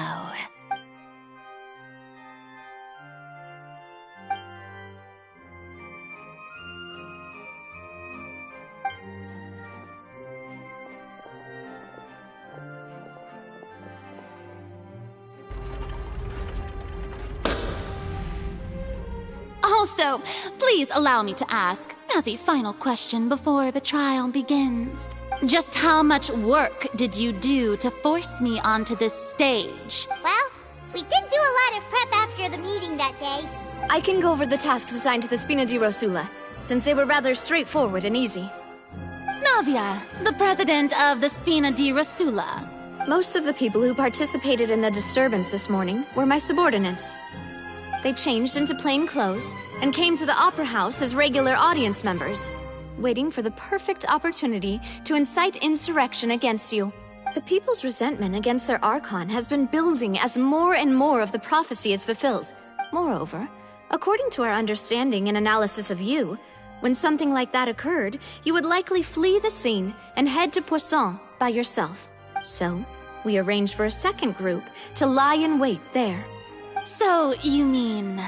the ones who scoured the settlement for me were also from the Spina? And their goal was to force you to step into the giant magic box so you may personally participate in the greatest magic performance in all of Fontainian history. That's right. That house was a magic box, rather than someone's residence. As the super ultimate version of the setup that I used when I first performed at the Opera Epiclese, the volume of the box was increased by a whole order of magnitude, and the distance it traversed was the entire gap between Poisson and Arenaeus. Was an archon instead of a human. My thanks, Farina. Without your help, we could never have pulled off such an extraordinary performance. You're welcome? Of course, this performance was only made possible with Father's support. The House of the Hearth spent a massive amount of labor in Mora to pull this off. We had to select a location, construct the giant magic box, dig a tunnel, and open up a path through the water. It was a lot of work for all of us.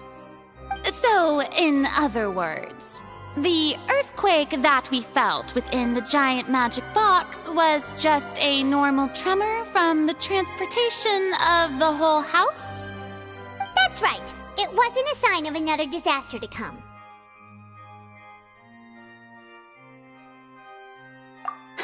Then, I can guess Nervilette and Cloran's parts. You gathered a crowd, prepared a stage, and made sure that the champion duelist would be immediately ready for a fight. Also that as soon as I appeared on the stage, the trial may commence without a hitch. Am I right? Yes, that is correct. Well, Clorand, I must commend you for your courage. Thank you. As for you, traveler, I suppose your role was to keep me distracted with conversation once you found me in Poisson. You'd make sure that I didn't notice anything amiss before revealing yourself as my prosecutor once we'd arrived onto the stage. Oh?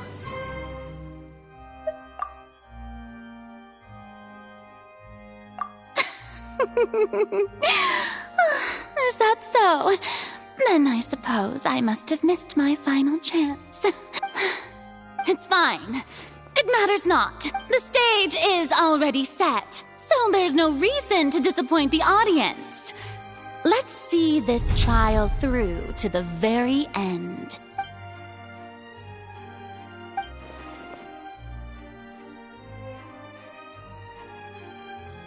Sir Prosecutor, please allow me to pass this along. This is a document that Miss Charlotte applied for and received permission to share with you during the trial. Huh? Charlotte wanted to give us something? Oh, so she's here too! Hey, Charlotte! Oh, let Paimon see. Isn't this the exclusive interview that she did with us before? So she's already finished it, huh? Wait, then that means this document is a perfect timeline of everything that's happened ever since we stepped foot in Fontaine! So in other words, we can refer to this anthology of evidence every time we want to use something from our journey as evidence for an argument! Let's quickly confirm the information in it. Just think of it as a refresher, alright? You defeated the Hydro Archon in the very first duel you took part in at the Opera House. That's one for the history books, all right. I didn't think that you'd wind up getting to the bottom of the case I'd been following all this time. I guess you could also see this as a happy coincidence. This is the first time Monsieur Nervilette had a difference of opinion with the Oratrice.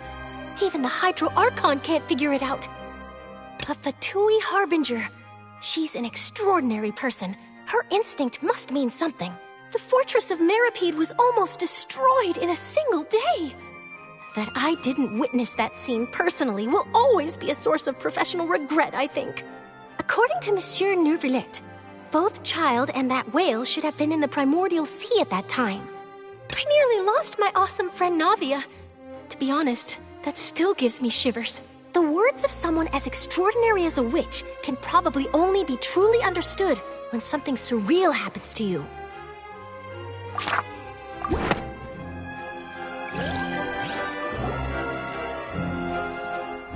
The prosecution and the defense are both in position. The trial shall now begin. Oh, come on, Nervylette. There's no need to repeat all the unimportant legalese. Just fast forward to the part where the prosecution lays out my offenses.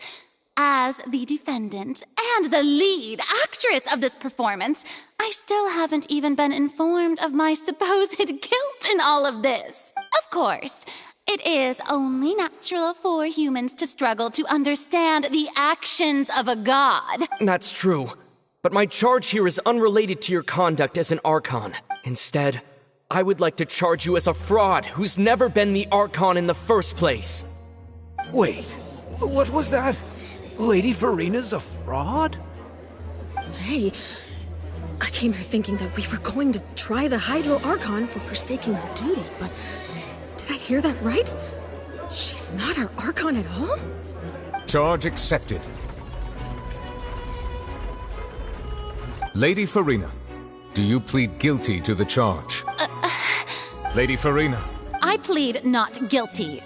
There is no way that I, Focalor, otherwise known as Farina de Fontaine, a member of the Seven and the Regina of all waters, kindreds, peoples, and laws of Fontaine, could be anything other than your true archon. Yeah. Even though Lady Farina can be rather eccentric, isn't it going too far to doubt her very identity? Yeah, I've never questioned her identity either. Sure, Lady Farina can be super irresponsible, but what grounds does that prosecutor have to make such a huge claim? I have cause to believe that common sense will prevail in this case. Many of the members of the audience have known me as the Hydro Archon ever since they were born. There would be no fooling their memory. See? Even the Oratrice has decided to show me its favor. If you wish to drop the case, I can promise you as the god of justice. An argument with near impossible odds, huh? We have to not only refute Farina's claims, but also overturn the long-held beliefs of the people. Well, I tried to give you the chance to surrender. And if I was not the Archon, then how did I manage to live for over 500 years?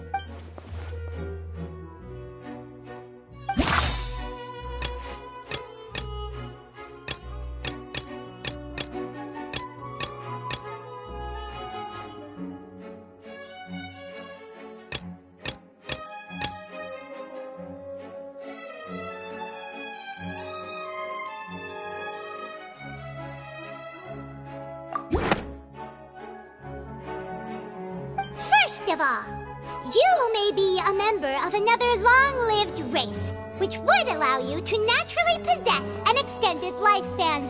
And second of all, even if that wasn't the case, there could be other ways to extend your life. Who gave you that idea? Was it the knave? You'd sink so low as to use a harbinger's words against me. A curse? I once thought it possible that the aura of an archon might naturally resemble a type of curse. But in light of this claim, perhaps what I sensed was not your divinity, but a curse after all. You sensed it too, huh, Nervylette?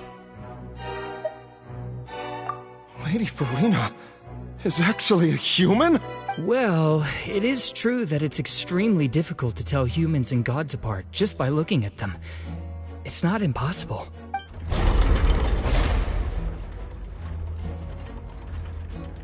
Well, don't start celebrating too early now. Even if I have been carrying a curse like you said, how does that prove that I am merely a human being? Besides, everyone knows that the main difference between a human and a god is the possession of authority. For centuries, manifestations of my authority have served the nation of Fontaine. One need only to turn their eyes towards the Oratrice Mécanique d'Analyse Cardinal in this very opera house.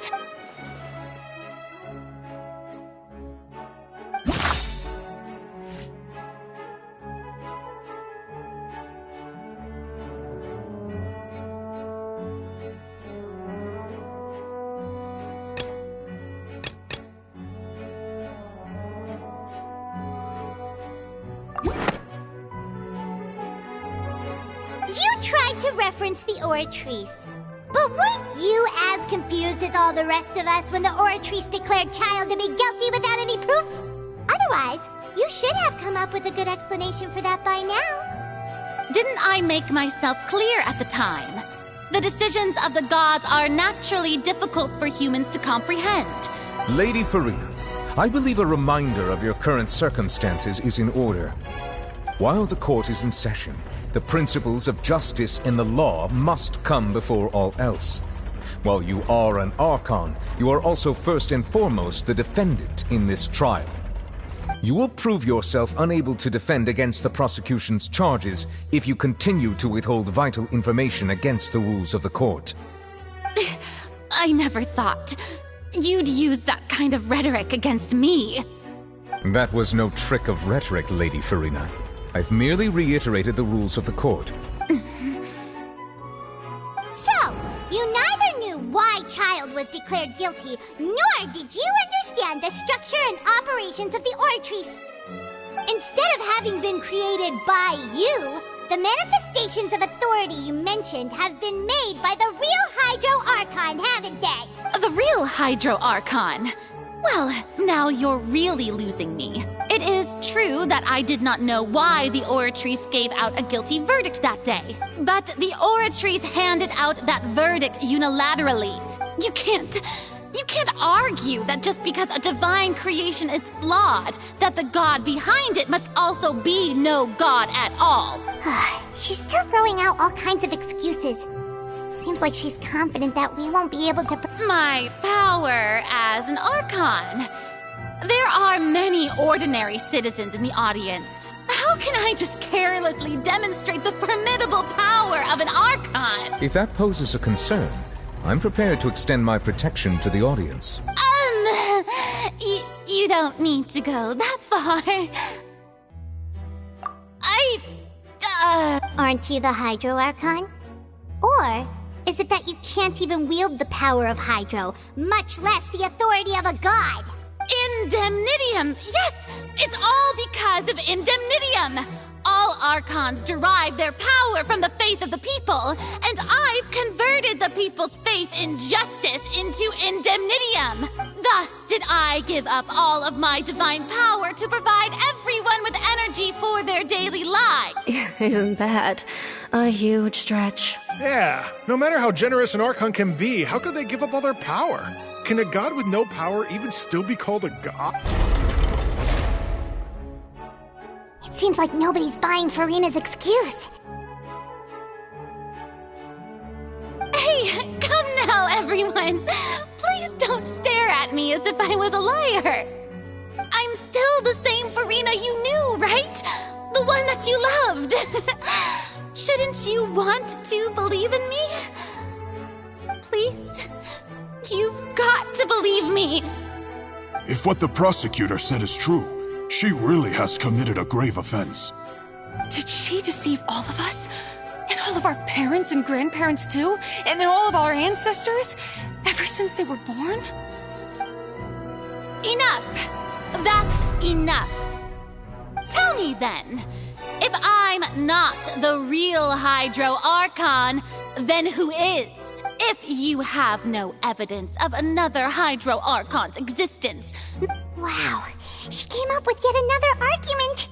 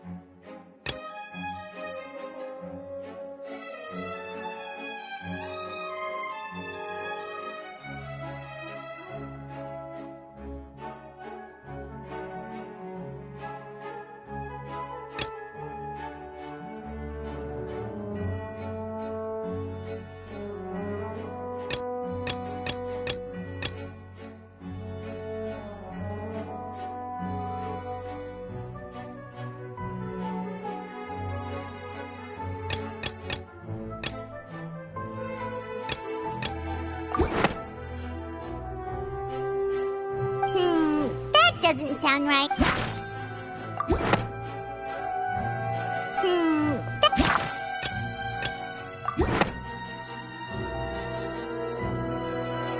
It has been established that all Fontainians can dissolve in water from the primordial sea. And that means... Since you insist on claiming to be a god and not a human, then there's a method that you can use right here and now to eliminate all suspicions of you being the latter. Miss Navia, please apply to serve as a temporary attorney for the prosecution before addressing the court. Though you act in partnership with the prosecutor... Super sorry, Monsieur Chief Justice. Now, I've brought some seawater from Poisson. As everyone knows, a massive flood struck the area not long ago, taking many lives, including those of some of my closest friends. So, Miss Farina, would you dare to touch some of this seawater? If we are to believe that you are indeed the real Hydro Archon, touching this seawater would have no effect on you. All it should do is strengthen your case. But, if you don't dare to touch it, then we would have basically proved the reverse. Oh, and I must remind you that after the disaster at Poisson, nobody wants to see any more people dissolve.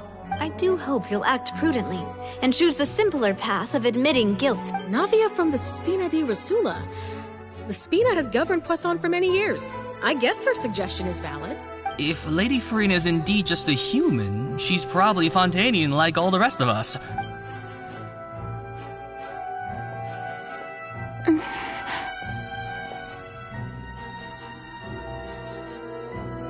Lady Farina, this test has been unilaterally proposed by the prosecution. As it falls outside the realm of standard court proceedings, you possess the right to decline participation. Well, of course he had to tell her that. But refusing to participate is basically the same as a confession of guilt. She's just staring at the water without saying a single word.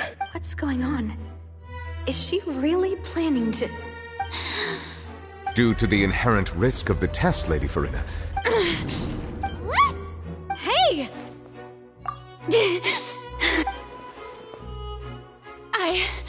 I'm fine! Look at me, everyone! My hand is still here! Will you believe me now? I really am your Archon! I'm nothing like a normal human who would fall apart as soon as they touch this water! Really? Was this not the most obvious thing in the world? Miss Siegewin? If you're present, Miss Siegewin, please come forward and attend to the defendant. Siegewin? Don't be nervous. It'll just take a few seconds. That should be enough. Please announce the results of your evaluation to the court, Miss Siegewin. As everyone doubtlessly saw, Miss Farina was displaying symptoms of hyperventilation and flushed skin. She was experiencing the adverse effects of exposure to primordial seawater. The extent to which she was affected is the same as other humans when exposed to primordial seawater of a similar concentration. Thank you, Miss Siegewin. Lady Farina, you may return to the defendant's stand. Oh, wait. What did she just say? I didn't get dissolved! Well, considering your tendency to run from your problems, we did originally prepare a direct sample of the seawater around Poisson. However, after extensive discussion, we exchanged it for a sample that is not concentrated enough to dissolve an actual human. After all, on the off chance that something entirely unexpected might occur, we don't want anyone else to lose their life to the sea. Yeah, so out of regard for Farina's life, you secured a low-concentration sample and asked the head nurse to serve as an expert witness. It's a great thing that the direct sample wasn't actually used. Farina could have... I can't believe...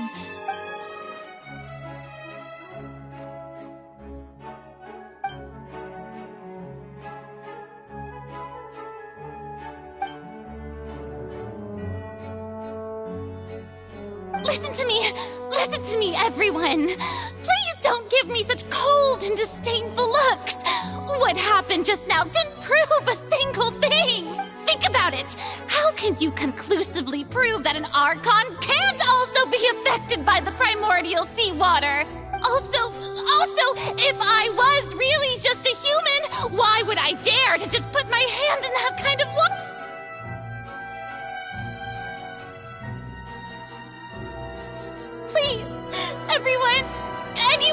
Listen to me!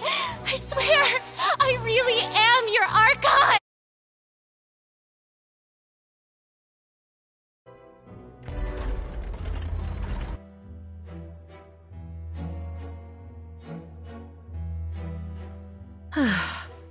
I don't think anything she says at this point will sway anyone. With all the things that have been said, Paimon doesn't think there's any way left for Furina to win. I believe the time for arguments and presentation of evidence has come to an end. If there are no objections, we will move on to the final judgment.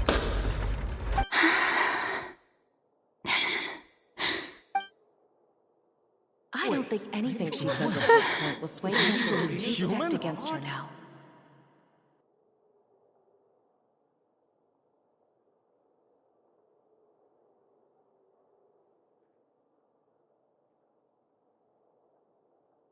In my capacity as Chief Justice, I shall now render judgment on Furina's misrepresentation of herself as the Archon of Fontaine. As a human who knowingly deceived her fellow citizens, Furina is guilty.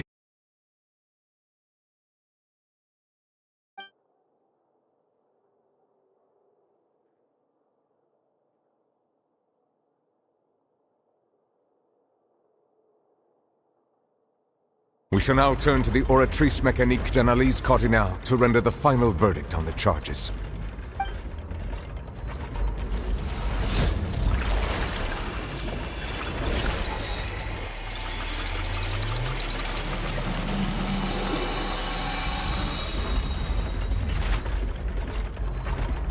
According to the judgment of the Oratrice Mécanique d'Analyse Cardinale, Furina is... Well, what's wrong? What's the Oratrice's verdict? No, the Oratrice also displays a guilty verdict. Isn't that correct then? However, the exact wording of the verdict is thus. The Hydro Archon, guilty to be punished via the death sentence. The death sentence? That's actually one of the available sentences? I've always thought that it was just a myth. The one and only time the death sentence has been handed out at the court, and it's been given to the very person we've worshipped as the god of justice? What an unexpected twist. Furina's been sentenced to death by the Oratrice? We just wanted to use the trial to show her the seriousness of things so she'd tell us the truth. This outcome is indeed quite strange. According to Fontaine's current definitions of justice, as well as its recommendations for criminal sentences, is this sentence really appropriate for the crimes that have been committed? Yeah! Even Vacher wasn't sentenced to death by the Oratrice. You know, the real evil mastermind behind the serial disappearances case. Indeed. Not only is Furina's sentence overly excessive, the very point of our trial today was also to prove that Furina has never been the Hydro Archon in the first place. But now, the Oratrice seems to have deliberately invoked the title of the Hydro Archon. What does this mean?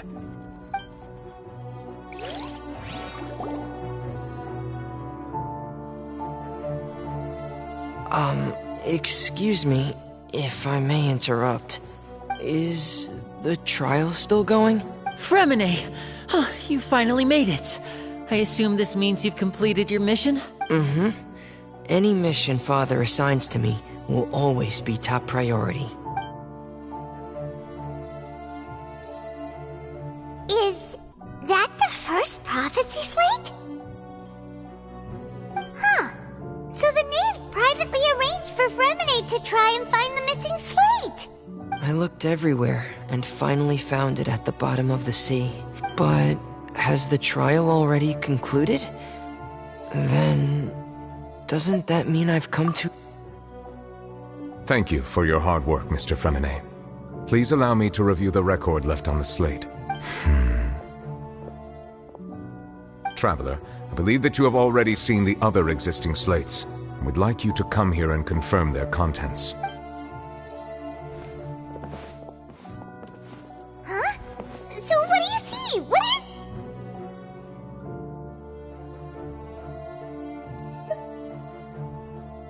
I believe I've now made sense of the Hydro Archon's crime. It has to do with Fontaine's lost history. guilty of deceiving her people? Oh, wait, no, that's Farina, and we've already proven that she's not the Hydro Archon. So when you say Hydro Archon, do you mean the real Hydro Archon we've been kinda talking about? In truth, everything that you've encountered in Fontaine up until this point can be traced back to the contents of these stone slates. However, I'm uncertain as to how much sense they currently make to you. Okay, let's try to recall the contents of the other 3 stone slates.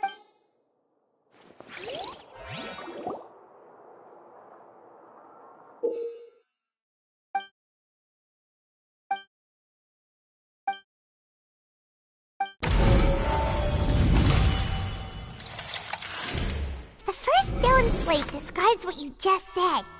It seems to show the previous Hydro Archon using her divine power, and then the Oceanids turn into human. Does that mean that Fontainians are transformed Oceanids? Oh, Paimon wasn't expecting that.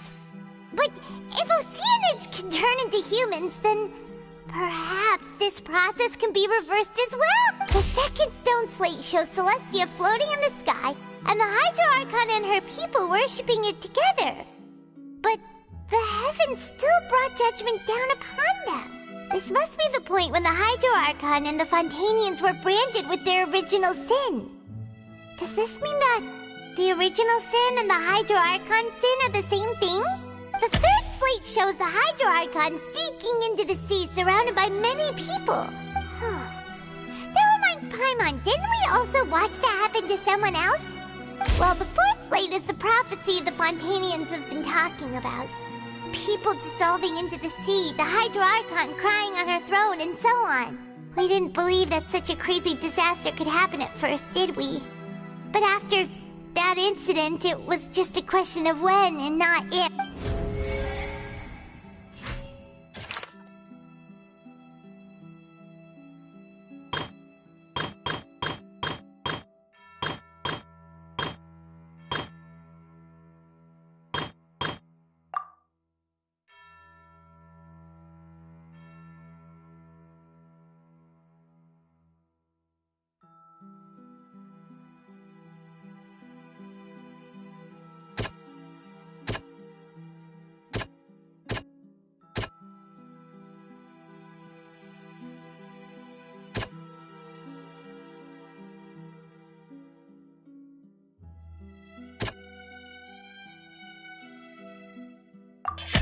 It's not as simple as falling into the sea. The stone slates show the people gathered around the Hydro Archon in the sea. Could that be alluding to the same thing?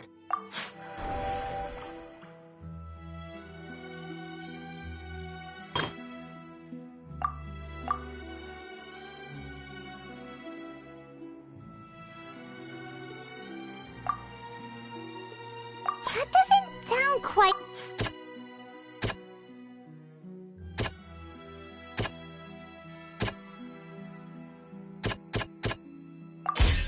The prophecy from the stone slates found its way into society.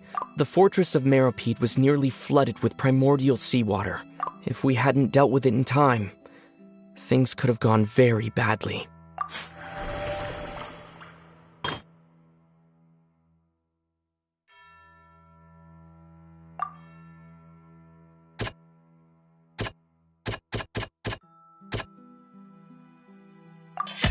Perhaps what is about to take place has all happened before. The true sin of the Hydro Archon that Nervalette mentioned, and the original sin cast down on the people of Fontaine by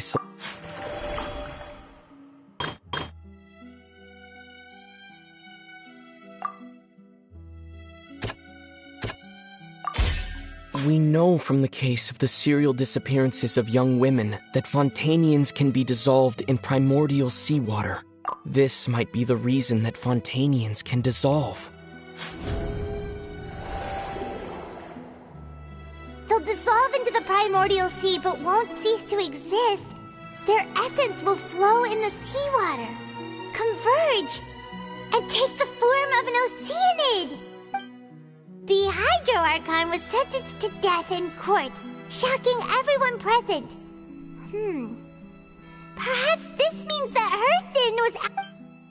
Navia fell into the water inside those ruins, and she nearly dissolved.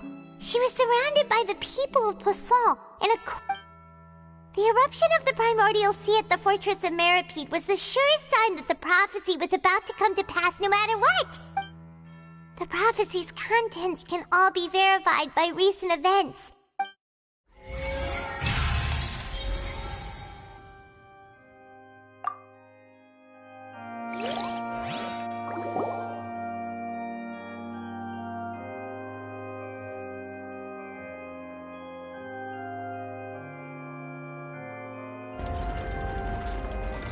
Huh?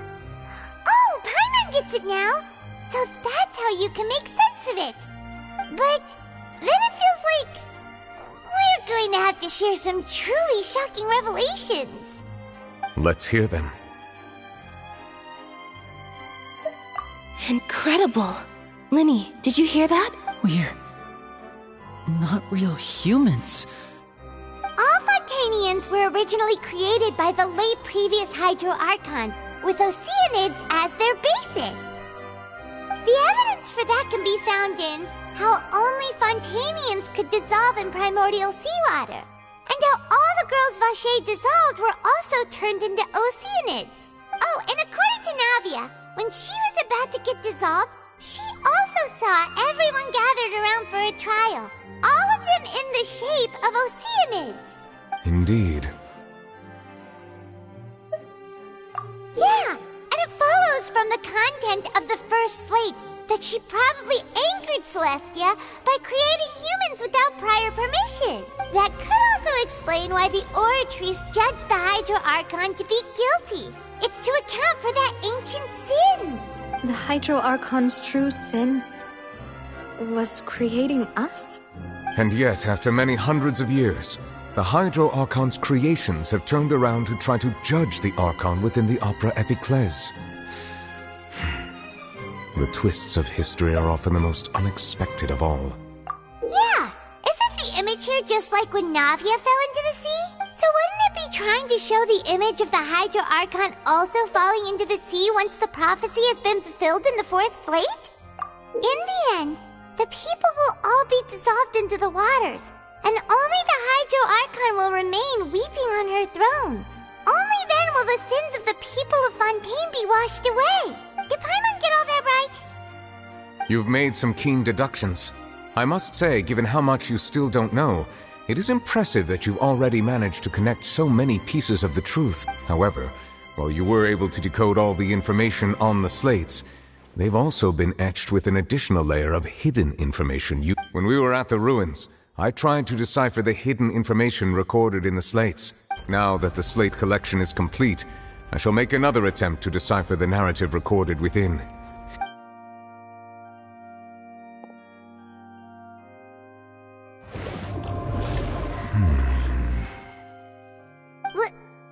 Well? Did you get it? I believe I should share this truth not only with you, but with all the people of Fontaine as well. I will try to briefly summarize it for you. Your hypotheses regarding the origin of Fontainians and the sin of the Hydro Archon were both correct. In the Fontaine of old, the previous Hydro Archon sensed the yearning of her Oceanid familiars for life on land.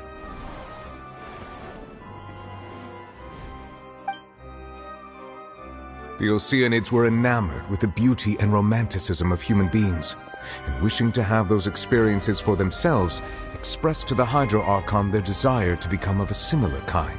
However, even though water as an element is intricately linked with the power of life, the Hydro Archon, as one of the seven, not one to give in, she eventually found a way to create permanent humanoid bodies for her familiars by appropriating the power of this planet's primordial sea. She poured primordial seawater into the Oceanids' blood vessels, creating humanoid mimics in the process.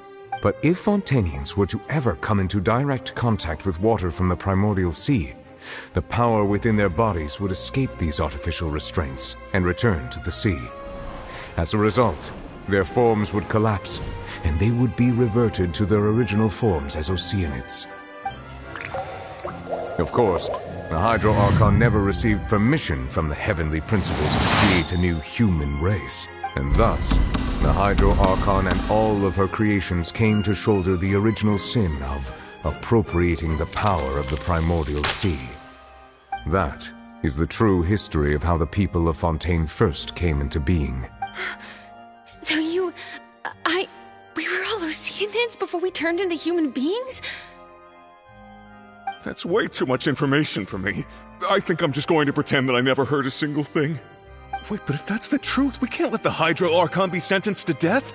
After all, her only sin was creating us. This really might be too much information for your regular Fontainian, but it does answer a lot of our questions. Alas, your hypothesis regarding the third and fourth stone slates was inaccurate.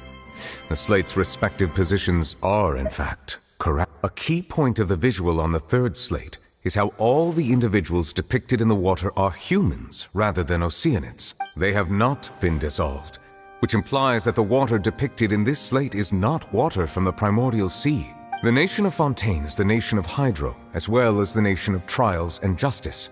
You may also recall Navia's experience. Therefore, the meaning of the third slate is that the people of Fontaine shall try the Hydro Archon at the court of justice. Yes, it refers to our present situation. I think I'm following now. So, what you're saying is, even though we decided to put on this trial to avoid fulfilling the prophecy, in truth, everything we've done has happened exactly as the prophecy foretold. So now, it seems, we're the ones making sure it comes true. What should we do? Huh. No matter what, the prophecy will be fulfilled. If that's the case, does that mean the scene in the fourth slate will also be fulfilled soon? Traveler, I would like to point out another small fallacy in your deductions about the fourth slate. You probably thought that the eruption of primordial seawater beneath the fortress of Meripede served as the surest sign that the prophecy was about to come to pass, yes?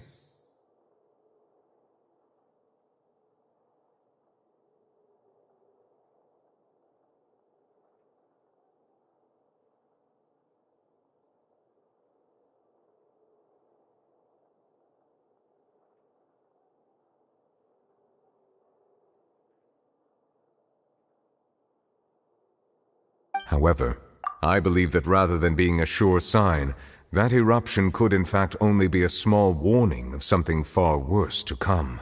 As for the root cause of the catastrophe, I believe we've already encountered it once before.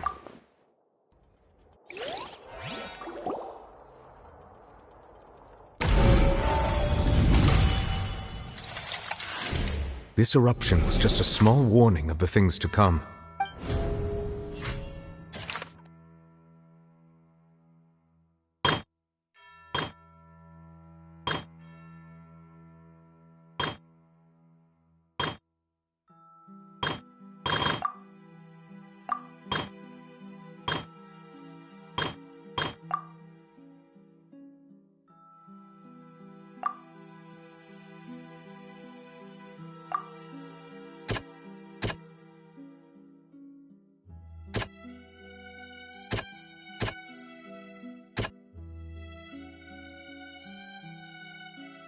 That doesn't sound It was both dream and reality. If we're talking about a true culprit, that could only be that thing inside the primordial sea, right? The truth, the original sin, the trial, and the root cause of the disaster.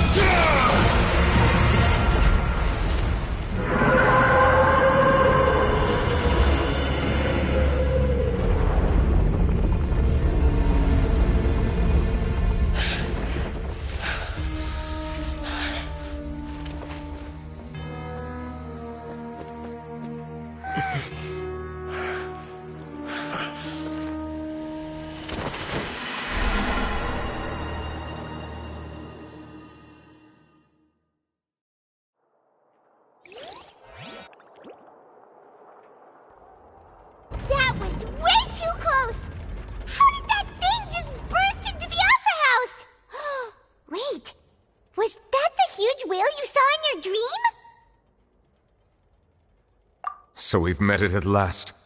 I understand very well why it has chosen to make an appearance here. That whale does not belong to Tevat. It is a monster that has traversed the stars, weeping all the while. It has been greedily consuming the energy from the planet's primordial sea, using it to grow. And once it has finished consuming all of the energy contained within the sea, its next step will be... You said that when the Hydro Archon first created Fontainians out of Oceanids, she filled their blood vessels with primordial seawater. Precisely. That whale finds the blood of Fontainians nigh impossible to resist. Therefore, when it left the primordial sea, it decided to make its next stop a packed opera house full of food. Food in the form of Fontainians. We just barely managed to push it back, right? In that case... That is correct. Indeed, it is more accurate to say that we should thank that Harbinger for buying us some time. From the way he looked, he must have been fighting the creature for quite a long time. That battle maniac.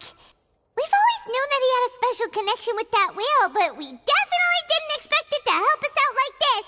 Anyway, now that we know that this whale is the actual cause of the disaster recorded in the prophecy, all we need to do to stop the prophecy would be to find a way to beat it up, right?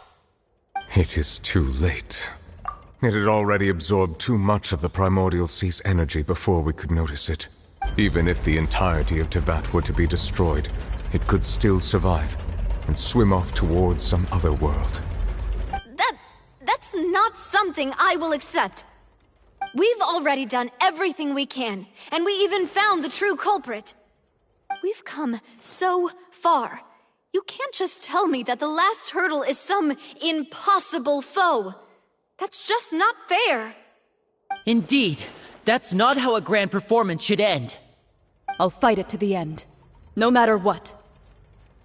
So the prophecy will be fulfilled no matter what, huh?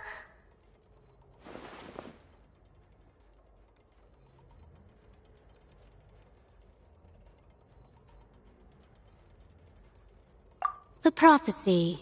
Yes, what has been prophesied will be fulfilled.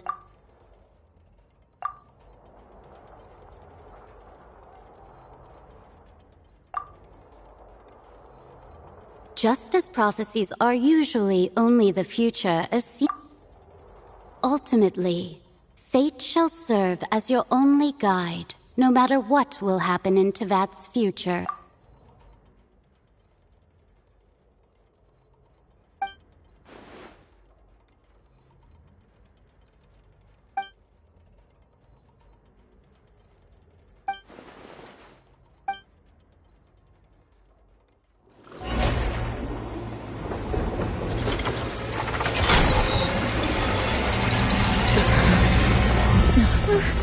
What's happening with the oratories?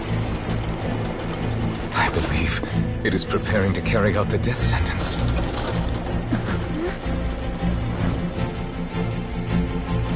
Furina!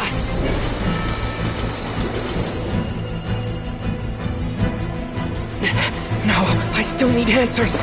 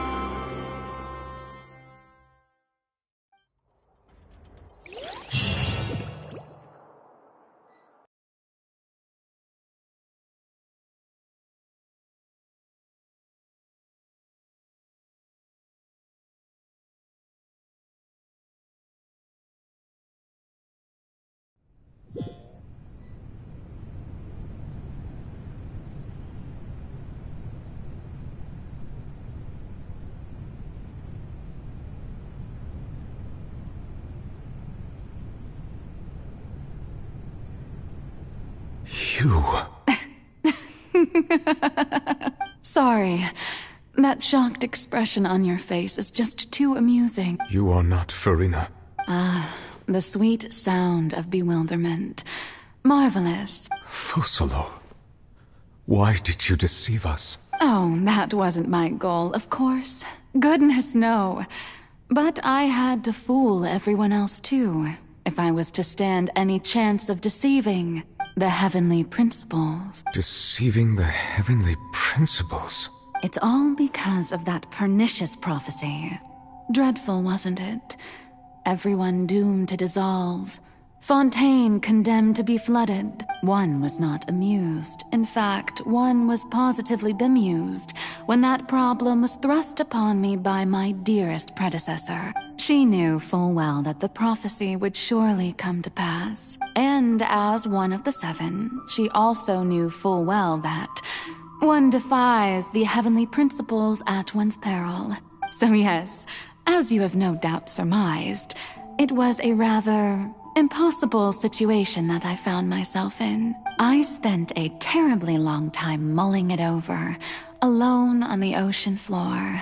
And I was almost growing barnacles by the time I finally realized there was only one possible solution to this confounding conundrum. I had to outwit the heavenly principles, allow the prophecy to be fulfilled, ostensibly at least, while saving everyone at the same time.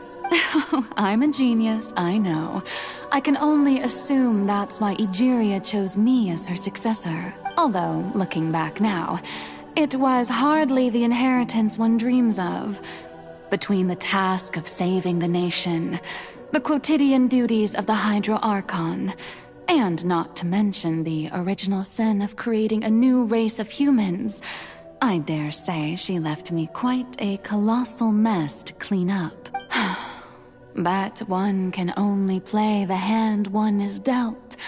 I did not choose this, any more than I chose to be one of her Oceanid familiars. So you were also once one of the Oceanids, transformed into a human by Egeria's hand? Yes, I was. I always dreamed of becoming human. And I still do, even now. In my eyes, to be human is to be part of the greatest opera ever known. After becoming a god, I separated my divinity from my body and spirit, leaving behind only a self that was as naive and bewildered as my past self on her first day as a human being. The me you see before you now is that divinity. And the human counterpart I left behind, I named Farina. She could feel joy, sorrow, and everything in between. She could be as vain and conceited, or as meek and vulnerable as she wished. Her strengths were of a kind only a human could possess. But in my eyes, Farina's humanity was what made her perfect. She was perfectly human in every way. The person I always wanted to be. Anyway, so then I cursed her. All part of the plan, of course. The plan to deceive the heavenly principles.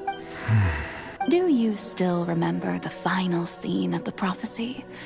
The Hydra Archon alone, weeping on her throne. In order that the prophecy might appear fulfilled, I invited Farina to be an actress, to play the part of the Hydro Archon in the prophecy. Under the curse I placed on her, so long as I, Focalor's divinity, continued to exist, she could not die. But nor was she free to live her life in the pursuit of happiness. Instead, she was forced to take the stage in the opera house, to embrace the role of leading lady. I suppose now you probably understand why your court is called the Opera Epiclese. But Farina is only human, isn't she? Even though she has had a long life, her mind is no stronger than that of any other ordinary human being. I cannot begin to fathom what she has had to endure. It must have been torture for her. It has indeed. It's been 500 years, and all along, she's been playing her part in the most unimaginably long, unbearably lonely, and agonizingly painful opera of all time.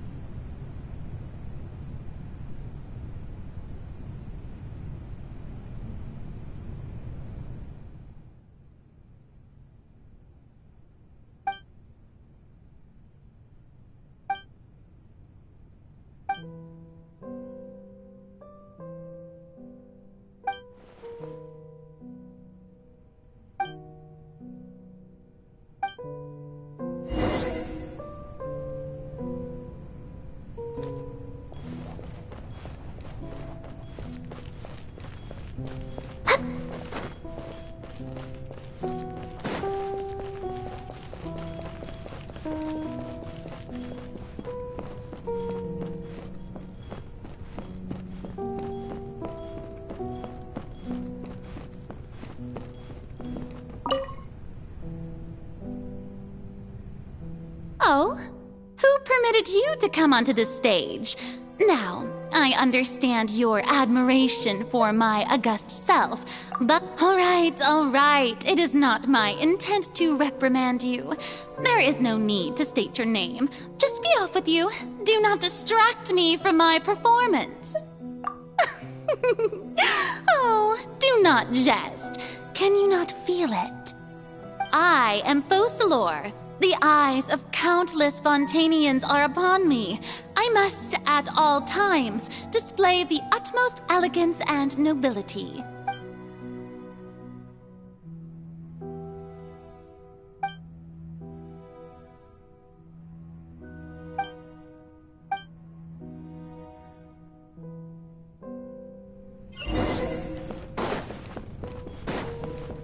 Dear audience, the performance is experiencing a technical difficulty, but worry not. The guards shall resolve it soon enough.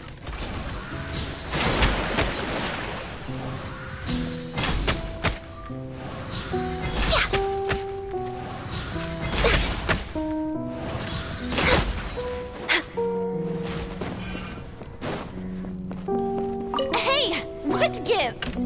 The audience is still watching me, you know. Guards?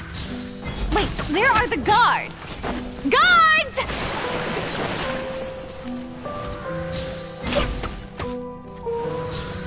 Next on the agenda...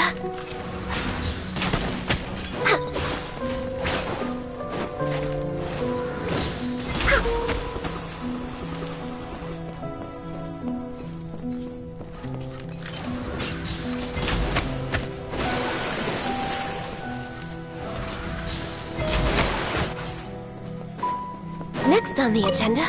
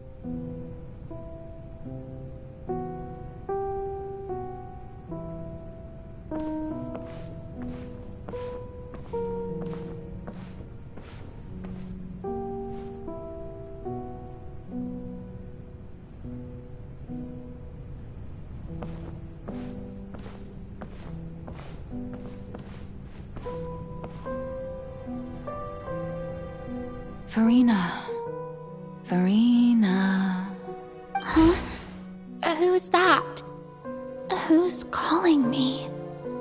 Where are you? Be not nervous. Be not afraid. I am before you.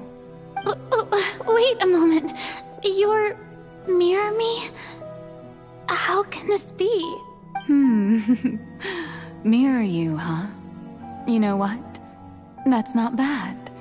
Let's go with that. Mirror me? What do you wish to say? The prophecy. Have you heard of it? What prophecy? Oh, wait. I know. I think. I don't know why, but it's in my head somehow. The people will all be dissolved into the waters, and only the Hydro Archon will remain, weeping on her throne. Only then will the sins of the people of Fontaine be washed away. Oh, very good. You know it well. What's going on? I can't seem to remember anything clearly. The only thing I know for sure is this prophecy. Will it really come to pass? Yes, it will. And that is why I've come to you. Disaster will come to Fontaine sooner. But doesn't that mean everyone will die? Oh, don't worry. Magical meetings exist in this world precisely to give people a chance to turn things around. I will tell you how to save everyone, but you may have to suffer somewhat. Oh, so there's still hope after all. As for the suffering, well, I will admit that the first thing that came to mind was, why do I have to be the one to suffer? But if the prophecy will come true, I'll also die anyway, right? If there were scales, with all the people of Fontaine on one side. You truly are the perfect human. I suppose this would also be the justice that belongs to you. Huh? Don't worry, it's nothing. Play as a god? That's right. You must begin a never-ending masquerade. You must never let anyone suspect your identity. If you can keep it up, then I shall have my way of defying this prophecy. But how will I do this? A human assuming the role of a god without being exposed. Don't worry. What you must do is not to turn yourself into a real god. You simply need to play the role of a god as humans imagine them to be. Being a human yourself, I'm sure you already know what such an entity would be like. Remember, your true challenge will not be pursuing divinity, but contending against humanity. I'm still not sure I understand, but so how long am I going to have to play this role? To accomplish this mission, you will have to stay on the stage for many, many years. But I promise you, all will eventually end in a magnificent and dramatic trial, and everyone will be saved. A trial, huh? How exciting. I'll be looking forward to it.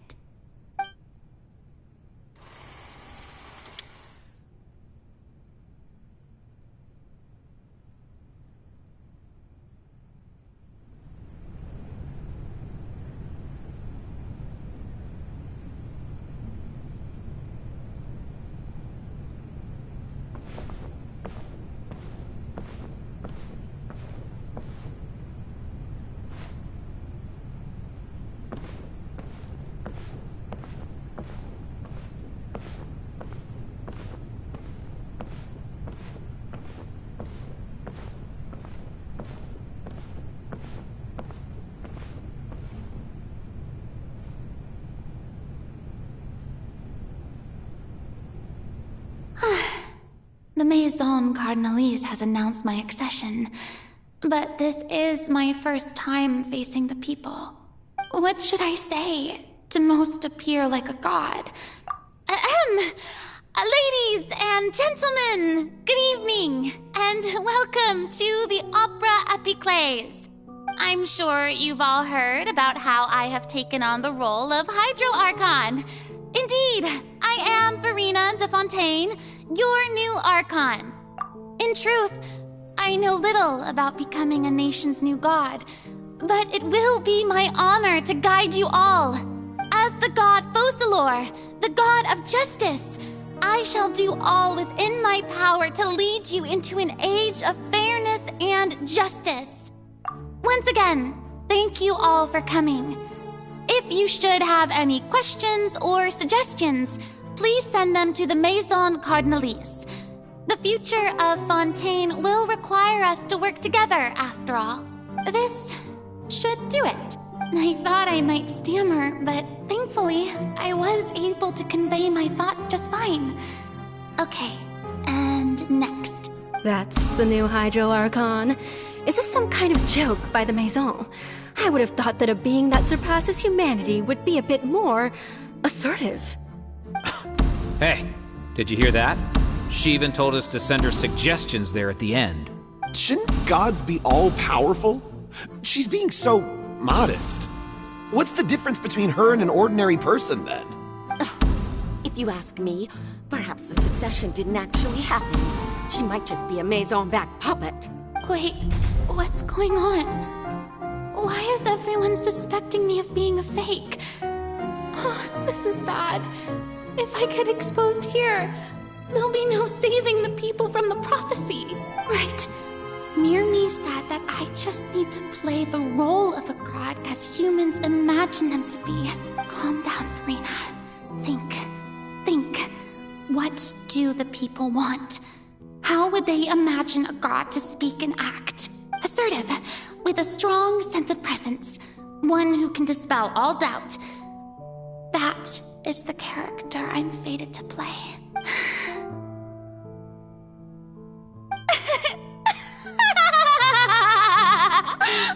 Oh, very good, my people.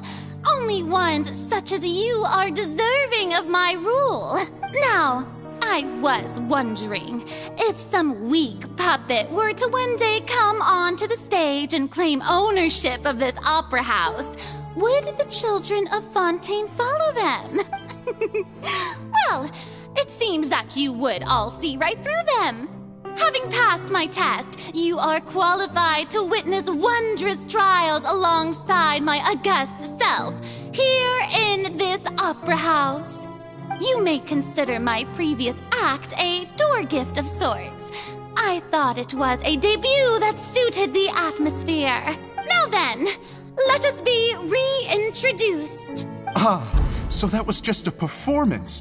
How could I have forgotten that we were inside an opera house? Her personality. It's quite shocking, to be honest, but I suppose it's a better look than before. Such a fascinating and bold deity.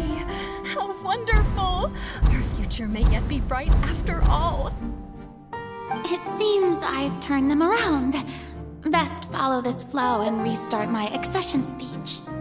My dear people, whether you acknowledge me or not, whether you trust me or nay, I say to you, keep faith in your ardor for justice. We have heard it said that this nation's sins can no longer be washed away. Well, I say that justice is most fragrant when it blooms amid sin. The scales of justice should not weigh heavy in the hands of its God. On one side, it must carry fairness and justice. And on the other, praise and applause. May law be the prayer on our lips. May judgment be our worship. Let us light the fires and drink to the future of Fontaine. There is no trouble in this world that justice cannot solve. All that is needed is for you, my people, to believe in it, heart and soul. So long as I, the Archon Focalor, stand within the Opera Epiclese, so long as I stand before the Oratrice, I shall even judge the gods of this world!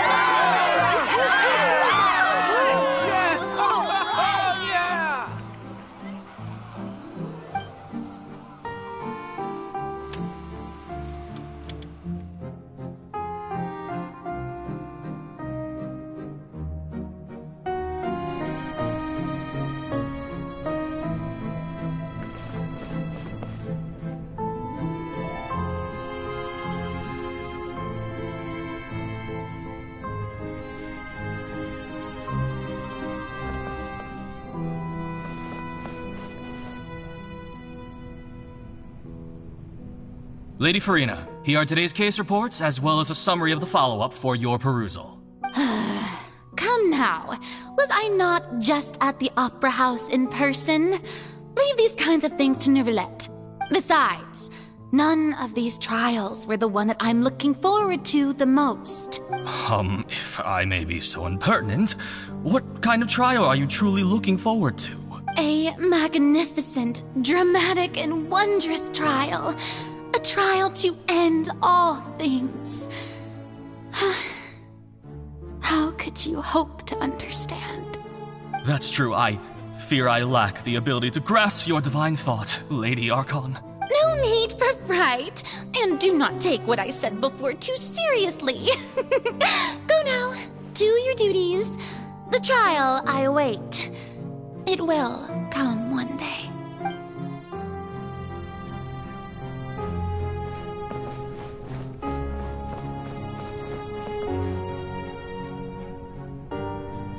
Lady Farina, I don't know what to say. Thank you for agreeing to see me. No need to thank me. Or rather, thank your own sense of perseverance instead. Long have you stood in line to meet me, have you not? Oh, I'm afraid that's just an inevitable consequence of my divine charm. All right, Deoteria, is it? How is your son's illness? You remembered me, and you knew of my family, too. He is doing much better now. In fact, he is far more of an ardent believer than I. He was the one who forced me to seek an audience with you, and to bring your words back to him. Oh, good. Very good. If this should happen again in the future, please do not hesitate to come and tell me. Oh, you're such a gentle and wise god.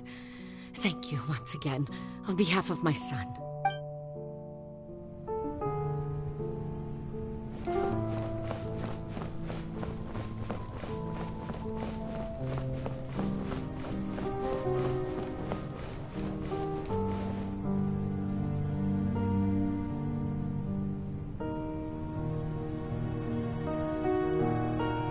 Lady Farina, here are the latest hydrological reports. As for the specific parameters you asked to take note of, I'm afraid things still don't look good. I see. It's as I thought then. As your god, I did already expect this, but I wanted to see how far your human wisdom would allow you to analyze it. All manner of signs indicate that the prophecy will still come to pass. Forget it. That's not something you need to worry about right now. Well, as I understand it, the Fontaine Research Institute is also trying to find a way to counter the rising water levels. Really? Have they found anything? I'm afraid that they haven't found any effective solution thus far. Oh, is that so? Well, no wonder. This issue has reached the realm of the gods, after all. Still, their spirit is praiseworthy.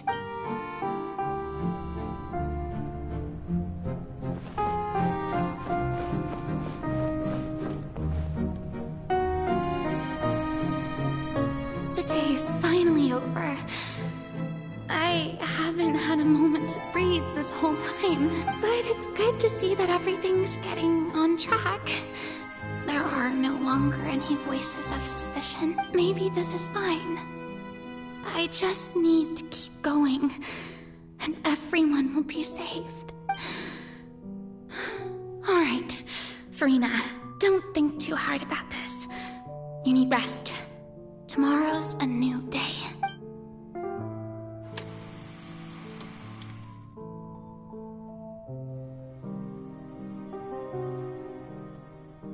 Lady Farina, here are the new trial reports for the latest cases at... There'll be no need for that. I've seen them already. Lady Farina, I've waited so long for this chance to see you in this manner. Indeed, my dear, loyal citizen.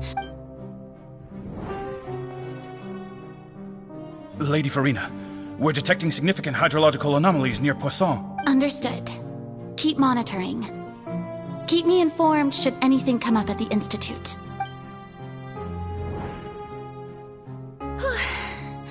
I don't think I let anything slip today. I just don't know when these days will end. I feel utterly exhausted.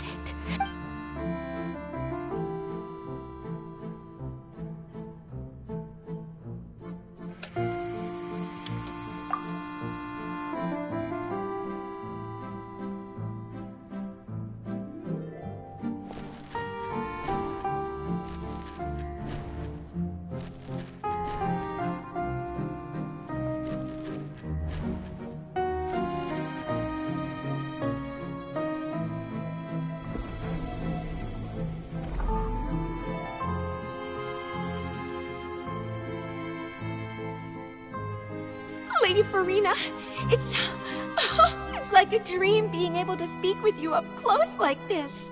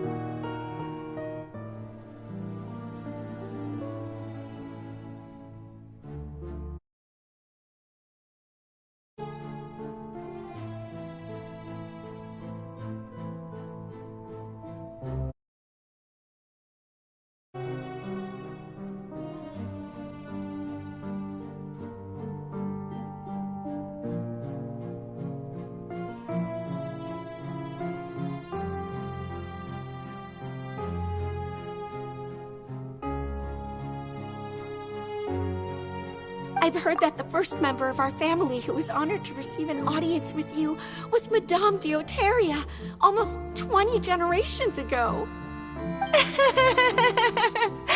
And what a fine family yours is indeed. It brings me great joy to meet such a faithful believer. Surely you exaggerate, Lady Farina. My lady? What is it, good citizen? Are you crying? Really now? I didn't even notice. This must be the overflow of hydro from my person. Well, can't quite help being the god whose dominion is the waters, can I? No wonder. No wonder. A manifestation of your power, then. Oh, Archon, I am honored to have witnessed it. Honored indeed.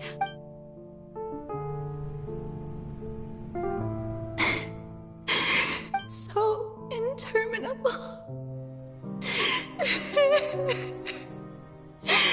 So lonely. Hundreds of years must have passed by now.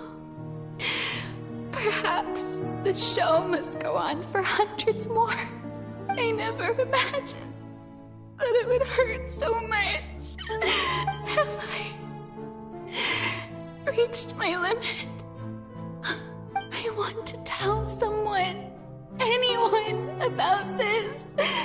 But would that not destroy all I've done so far? I've conducted so many investigations across the centuries.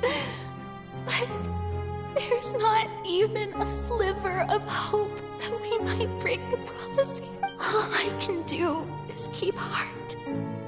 I must maintain this act.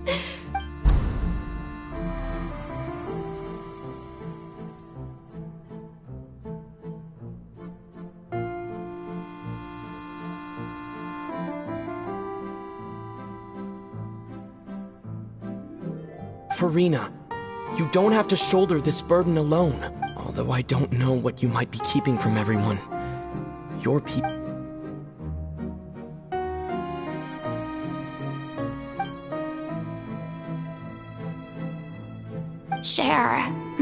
That's impossible. It was fated right from the start that this would be my duty alone. But even if your burden doesn't need to be shared, you can still choose to confide in someone. Just share it with me. I'm what you'd call a witness. A witness? Yes. I've heard that you came to Tevat from beyond the stars, yes. In other words, you never belonged here. And if Tevat is, in its entirety, a show on a stage, then you're just a spectator, aren't you? If... He's right. I could confide in him, couldn't I? But if things don't play out as expected, the people of Fontaine will be the ones to pay the price. No, Farina. You shouldn't be selfish. But what if it's really alright? Farina, you've worked so hard for so long. Surely it would be okay to put yourself first for once. Just this once. Is it such an outrageous thing to do anyway? To find someone in whom you can confide your frustrations and sorrows? Surely it could not hurt. If you let this opportunity slip through your fingers, it might never come by again. Think about it long and hard.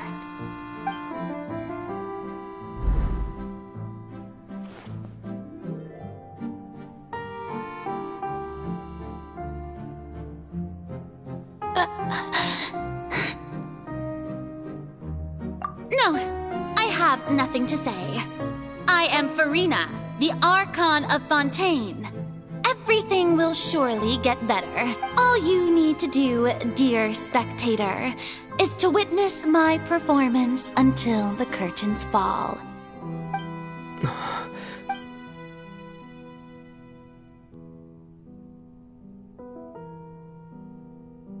Fine.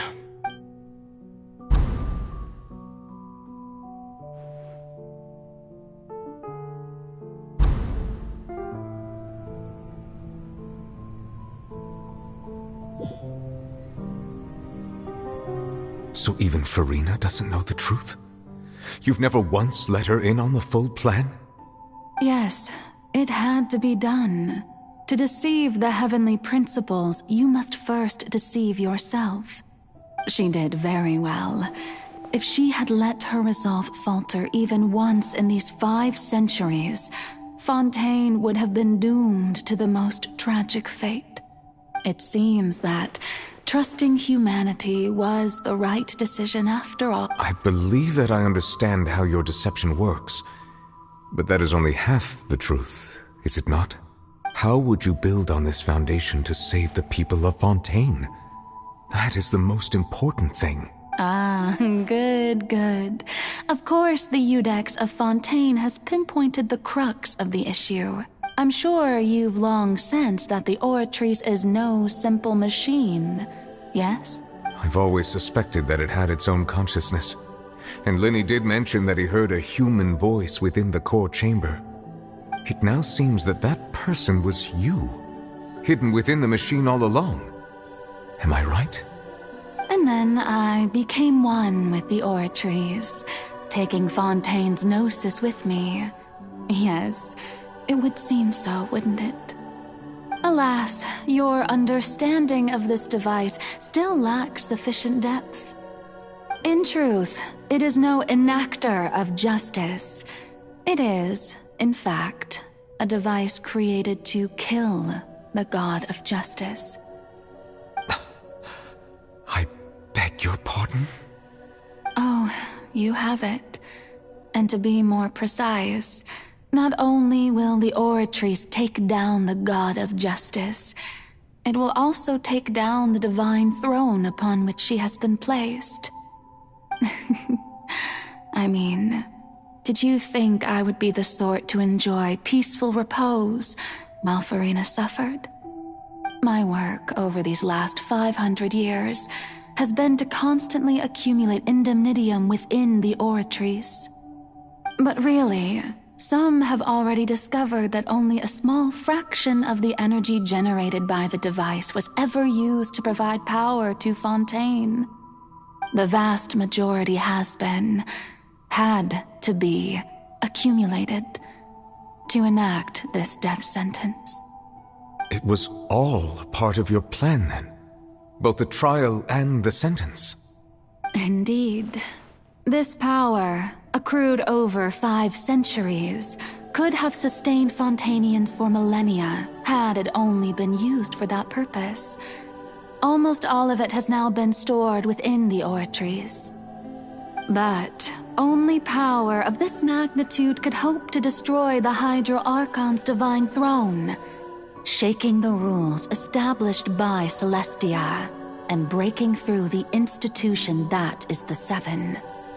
So the Oratrice's call for death was for neither Farina nor Focalor, but for the Hydro Archon. The destruction of that divine throne.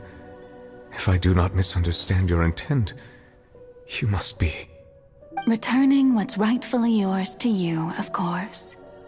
In other words, this was all done to return the authority of the Hydro Archon to the Hydro Dragon of this planet.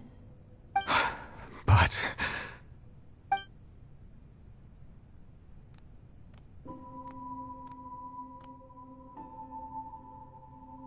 Oh, what?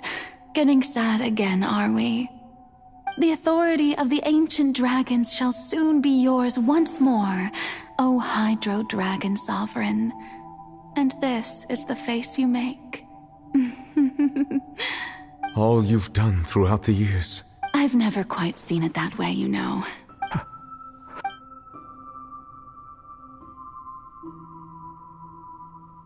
Hydro Dragon, don't cry.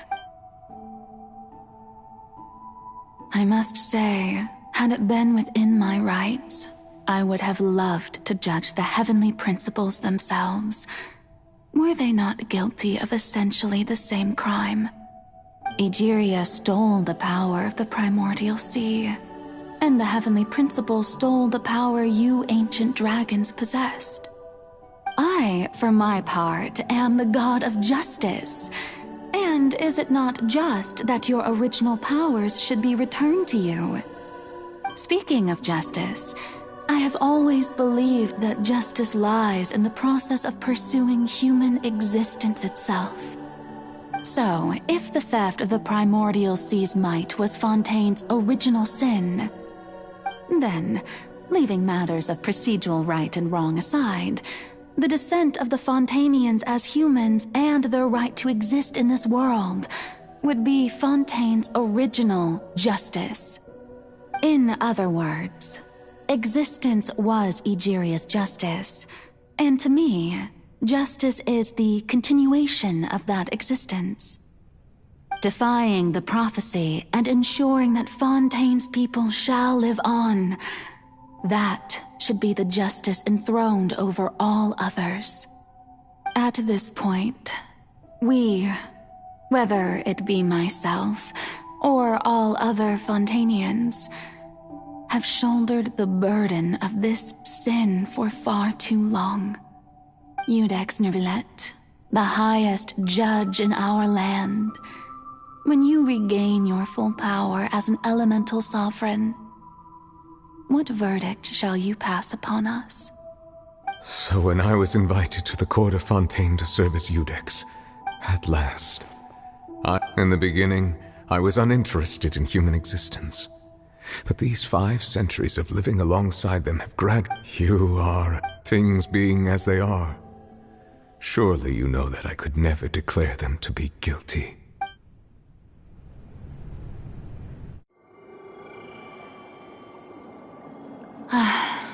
The hour of my execution is almost here. For the sinner, the curtain call has come. I know I may not sound it, but faced with death, I find myself a little afraid. Perhaps this is one thing both gods and humans have in common.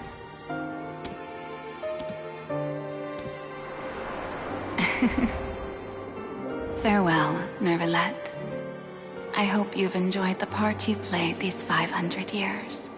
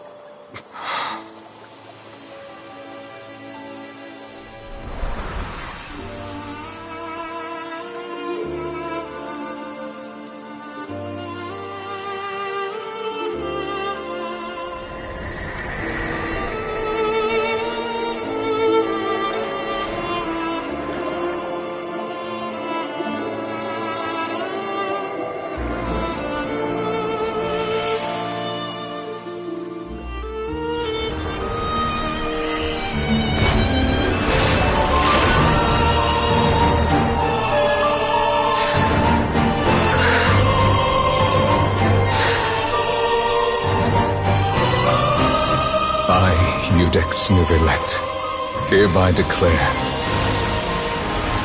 people of Fontaine, your sins are forgiven.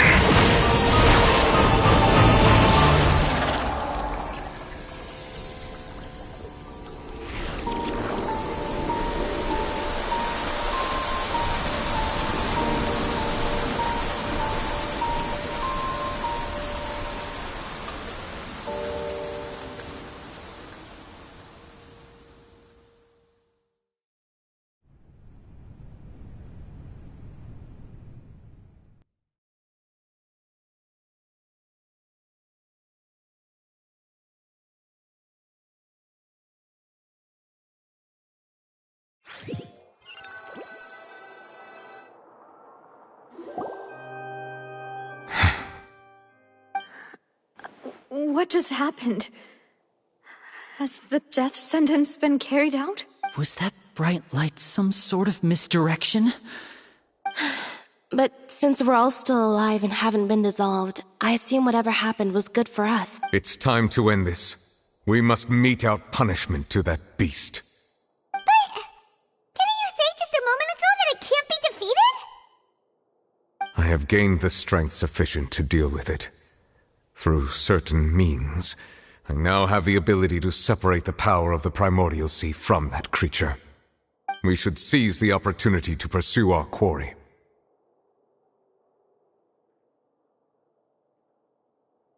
Traveler, now that the oratories can no longer function, I require an executor to help me mete out justice.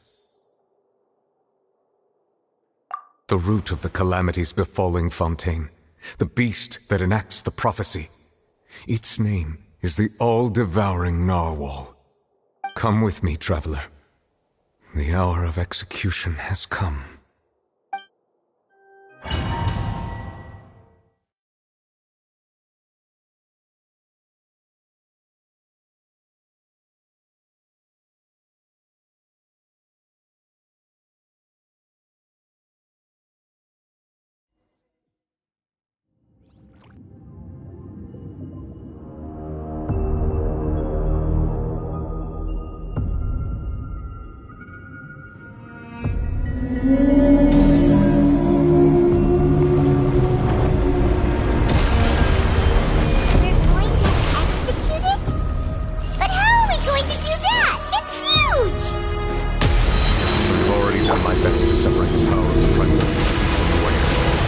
Considering the size of the beast, I cannot reach the power source. Unless I can find a way to attack it from within. I shall share a part of the ancient dragon's power with you. I shall look for a way to get it.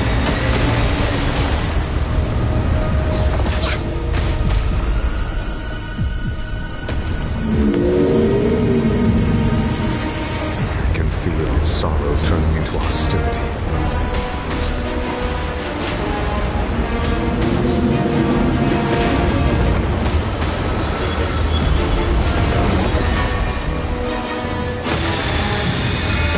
We're way behind schedule. We're way behind schedule.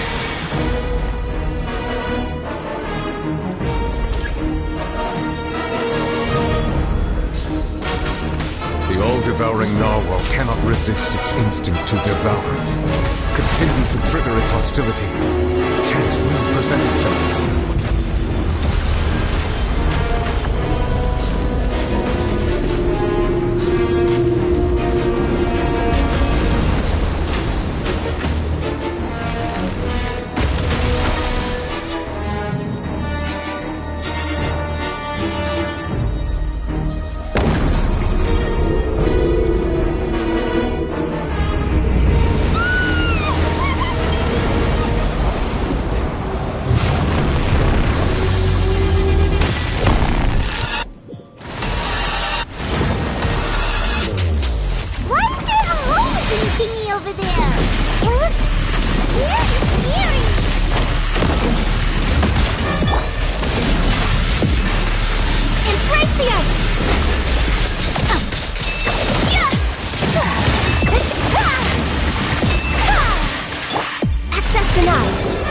I have granted you my protection. Do not fear. Seize the moment and use my power to suppress its root from within. Everybody stand back! That's gonna hurt in the morning. This is long overdue. No touching. Next on the agenda.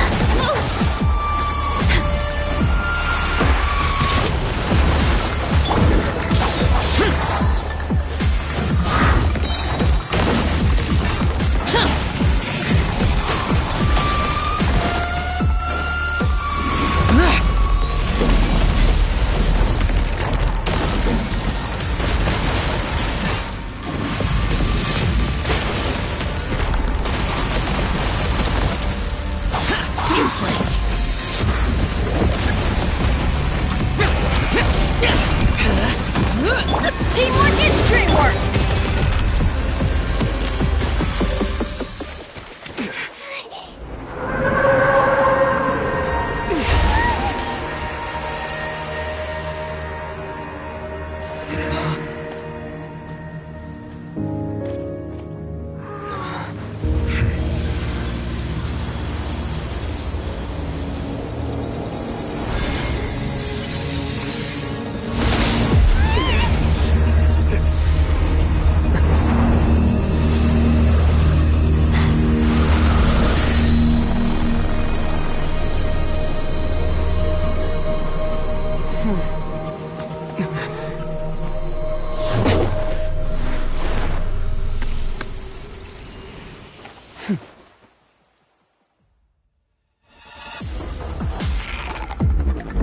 Thanks for helping with the cleanup. It should have been my job, but... oh well. It was just supposed to be a short private training session for me. I didn't think that my disciple and my master's pet would start brawling in the meantime. Well, actually, I had a feeling that it would happen at some point, but they bumped into one another earlier than I thought. What a blunder. I suppose I'll have to swing my sword 3 million times as penance.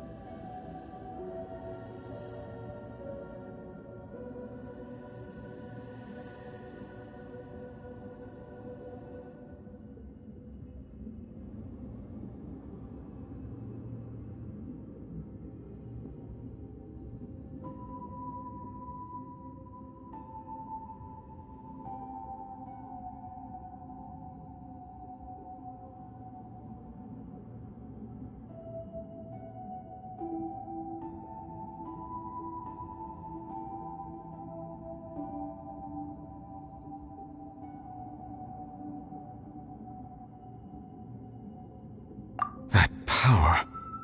Who are you exactly? Paimon has an idea. From what she said earlier, she must be Child's master. Skirk, right? It's just that he gave us the impression that she was the less talkative person. I simply did not have anything to say to the weak. But you, on the other hand, managed to defeat the all-devouring narwhal without using power from beyond this world. So you may speak to me as equals. I have to agree. It's a strange use of a planet's primordial waters just to raise an all-devouring narwhal. That kind of power is wasted on it. It's not cooperative. It eats too much. And I have more important things to do with my time than pet sitting. The only thing that creature has going for it is its looks. All in all, it fails as a pet. Miss Skirk? I think you might have missed the point. The point being? Well, being that this pet almost destroyed an entire nation. So what sort of person is your master? Well, Child's master's master. Wait, is that right? Oh, right. So you don't know him. Sorry, I assumed you did. His name is Sir Taloji.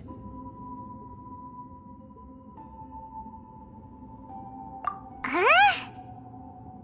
I am unfamiliar with that name. Huh. So Master isn't sufficiently famous. How should I describe him then? Have you heard of the name The Fowl? The Fowl? Still nothing? Well, how about the Visionary? Vetterfalnir, then? Or Gold Rhine-Daughter? Ooh, that one we've heard! Rhine-Daughter's part of the Hexen Circle. She's Albedo's mom, right? Oh, so you do know that name. To be honest, I also heard all of those names and titles from my master. I don't actually know them either. But I suppose you understand now, yes? My master is likely a similar sort to Rhine-Daughter. They are both pursuing some form of perfection. Wait! Didn't you also mention a visionary person? Paimon didn't quite catch their name. Actually, never mind that. I believe it expedient to inform you that the all-devouring narwhal used up nearly all its strength fighting you. Such roiling hydro energies will prove difficult for the planet's deep seas to digest. As such, the Fontaine back on the surface has most likely been thrown into chaos. In other words, the prophecy that you've been fretting over should now be in full swing.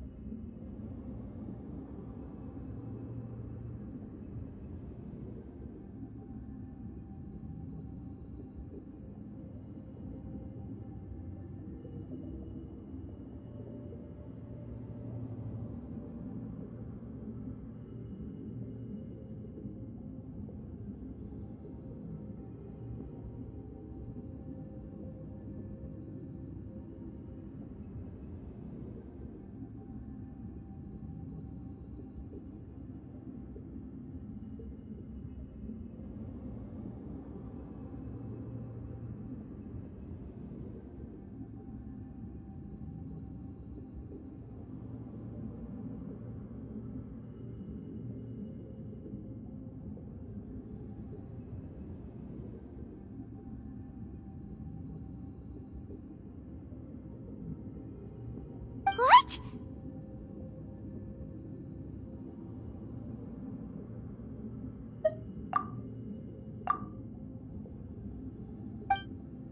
Not to worry. Focalor has already managed to deceive the heavenly principles.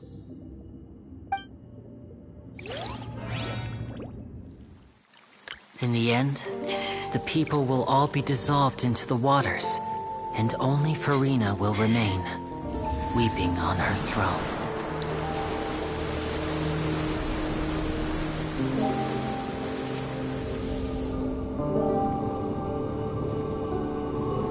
Only then will the sins of the people of Fontaine be washed away.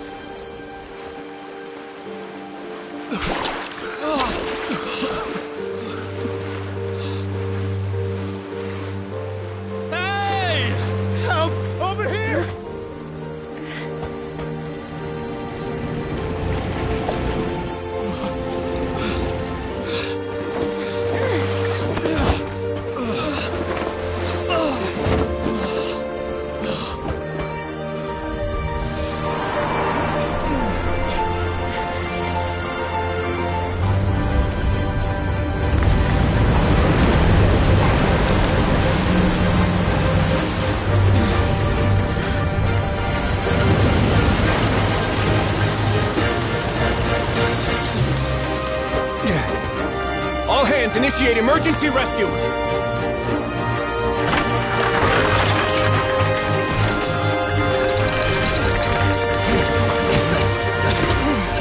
Hurry!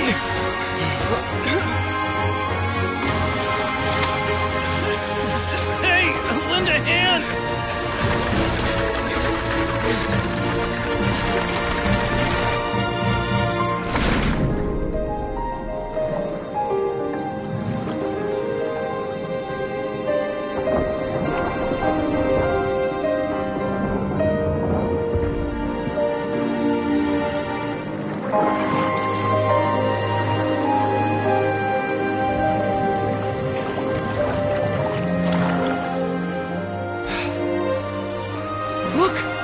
water's receding!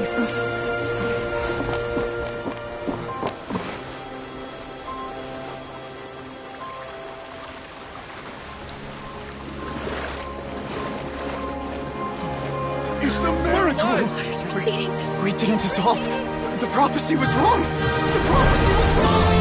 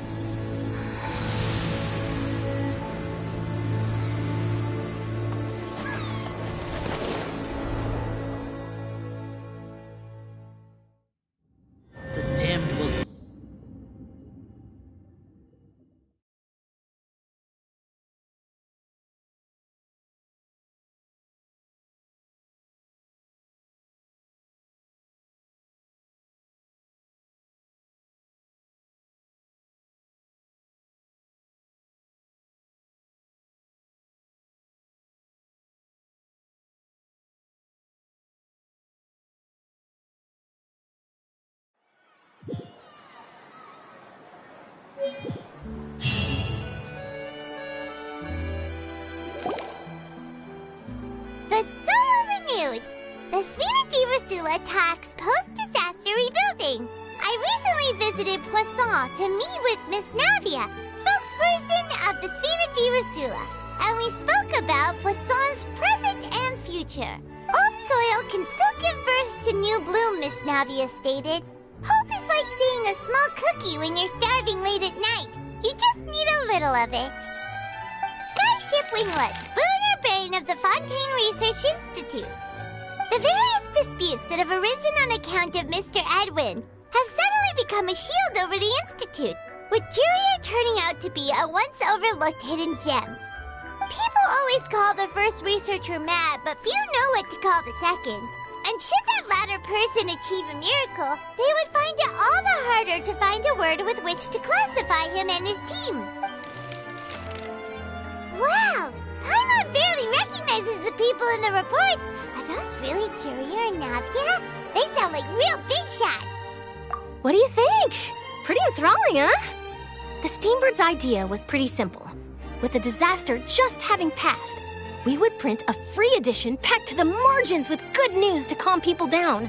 The value for these big scoops lies in their inevitable follow-ups. We'll publish further reports and go into the stories behind those people. Edwin's assistant, Jurier, created a true flying ship, while Navia is leading people in the reconstruction of their home. I'm sure that... Hyman's curious too! Wait a minute. Didn't we watch everything happen from start to finish? What's there to be curious about? And that's exactly why I'd like you to come conduct interviews with me. You're the best incubators of news, if you haven't noticed. And also, with you around, I'm sure I'll get to see that Duke. Are you sure? Hasn't he turned you down several times already? Oh, this time will be different. Come on, let's head to Poisson first, and then make a trip to the fortress. There are some things you'll only know when you get there.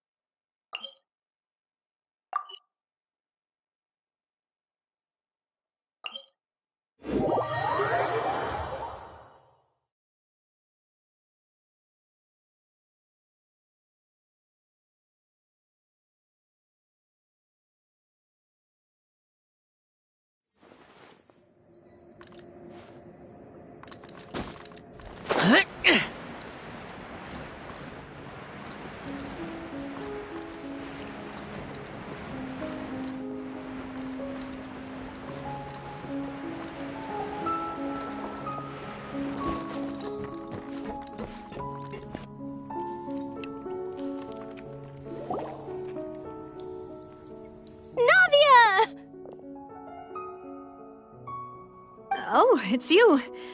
What brings you all here? Hey, we're just having a look around. I'm here to update myself on how things are going here. Oh, the Fatui are here too! Let me introduce you. This is Mr. Garunt Snezhevich.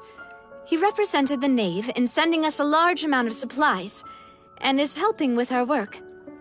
Our residents are hard at work as well. Thanks to everyone, work is progressing nicely. We've lost a lot of people, but we're moving forward.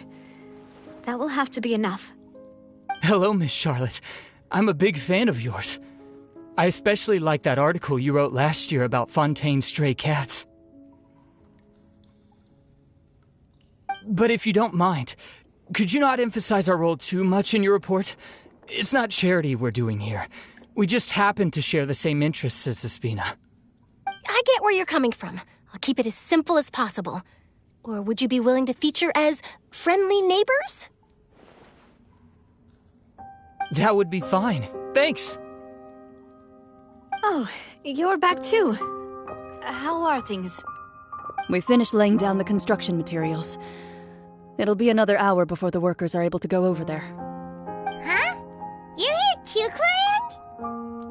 Well, her reputation's greatly risen after that whole duel business with Miss Farina. So she's here in Poisson to wait out the heat. All right. She really came here to help me out. There's too much to consider in the reconstruction of Poisson. The Spina has need of more decision-makers. And, well, I do already happen to be connected to Mr. Callis. Oh, wait just a moment. Do you mind me asking a few questions? You know, about how you felt before the duel, about what it was like facing down a god. There's lots of exciting material there, I bet. Forget it. I'm sure you can find a better theme than that, Miss Charlotte. I see you're the same as always. Couldn't you do me a favor, for Navia's sake? Well, if we're talking about doing things for my sake, you might as well just take a few more photos of me. Or of the Traveler. It's better than wasting time persuading Chlorand, at any rate. Of course I will. I'm not gonna let him off that easy. All right, then everyone who wants to be in the photo, gather up. And smile.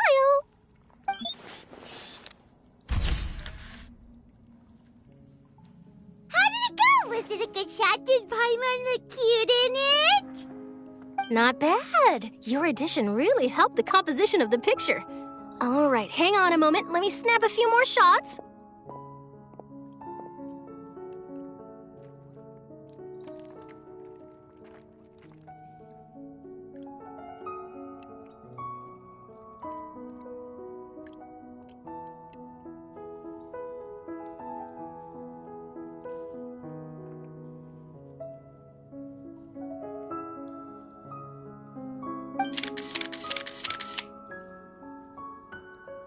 All right, that should do it. I'll be back here later anyway, so let's call it a day. You're very quick. Speed is of the essence when it comes to the news, and freshness is the key. Also, not to brag, but I'm pretty good at building connections. Who knows? I might eventually get that interview with you after all, Miss Chlorand. Wow, you really do have that never say die spirit. I'm impressed.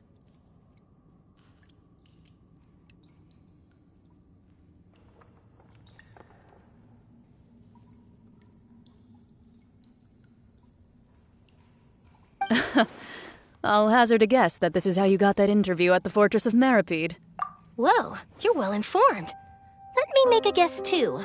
I asked Sijuin, who told Monsieur Nervillet, and he told you, right? That's a very complete information chain. In truth, all Monsieur Neuvillette asked me was, when did the fortress become so friendly towards the media? I told him that it was best not to speak too soon. There's no guarantee that Ridsley will make a personal appearance. You're right. I've got to treasure every moment I have with them. In which case, I'll be making a move first. Stay safe now. And tell me if you hear anything interesting.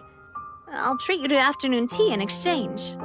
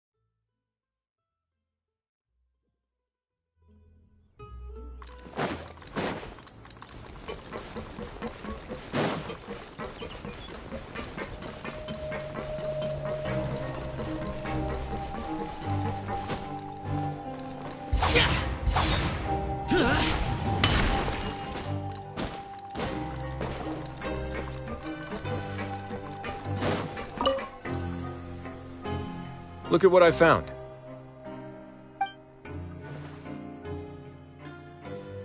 This is a surveillance port.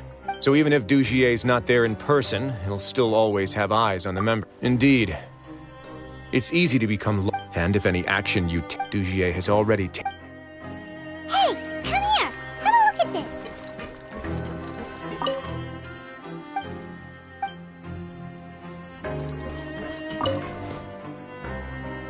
This is a book that Paimon found in a... The colors of the covers are... Yeah!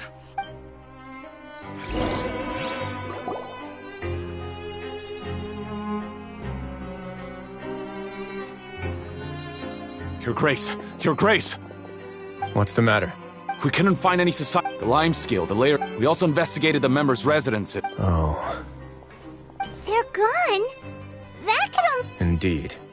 Meanwhile, this mark... So instead of being... And only the most... But then... Dugier must be... He must be in Dugier's pocket. I'm of the same mind.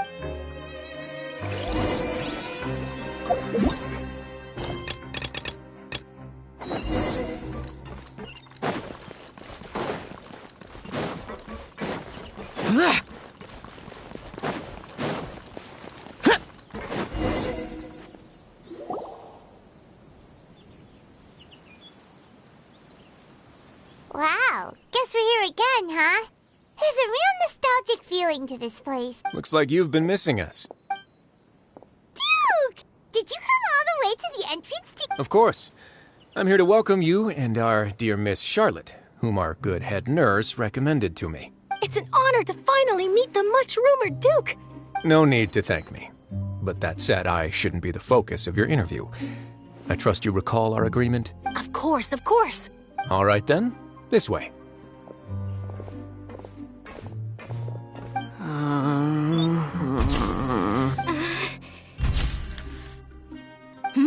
Hey, no need to be so nervous. I've already taken all the photos we need. Miss Charlotte, do these It would seem that Miss Lorvine doesn't want her face to appear beside that of Mr. Jurier. Sir, please don't say... But it looks like dear Mr. No, I just... This is... Now, I might not look it, but I actually did meet Mr. Edwin once. And I'll be honest, the boat that brought about a miracle, the ark that saved the people. Why, you recreated a myth back there, like an emissary of legend. Still, if I might ask, where's that flying ship now? Huh! Looks like Charlotte's trying... I have to apologize, but that ship is presently in the bowels of our factory. Really? Well, then in that case, could I have an interview with you to make up for that loss? You already know my answer, I'm afraid. Best you interview our head nurse instead. Or perhaps you'd like to take... Did you really have to use the word couple? Well, then, 2 solo photos will do. Is my hair messed up? Please, someone help me have a look. Things sure are getting pretty lively here. Oh, seems like everyone's here. Would any of you like to try... Ah, Sigewinne. Hey, Miss Charlotte. Why don't you, take some pretty photos of our head nurse? Sure. Come on, Miss Sigewinne. Over this way. Let's find a brighter spot. Huh? Sure. Do I have to smile? So, how have things been at the fortress? Same old, as you can see. Fontaine's undergone some changes, but this place is still more or less the same. Other than that flying ship, it got a tad too much attention, I think. That's why I decided to let the interview go through. We should direct more public opinions toward the behind-the-scenes heroes. You're too kind, sir. I believe that you too should have your day in the sun. Not that... I'll just leave the spotlight to you two. I see. Lots of things happened that day, huh? He sure did with... I'll tell them that there's good news and bad news. The good being that their boss... Oh, actually... What change can there be? As to what Miss Farina's departure will mean for the nation, and if our laws and governance will be transformed, we'll leave... Hey everyone, the photo shoot's done. Good. In that case, let's call it a day. Thanks for your cooperation. Come on, Traveler, let's go. Till next time, everyone. There'll be a next time? Maybe. Who knows? I might write a story about the underwater factory next time. Until then... All right, last stop, the docks.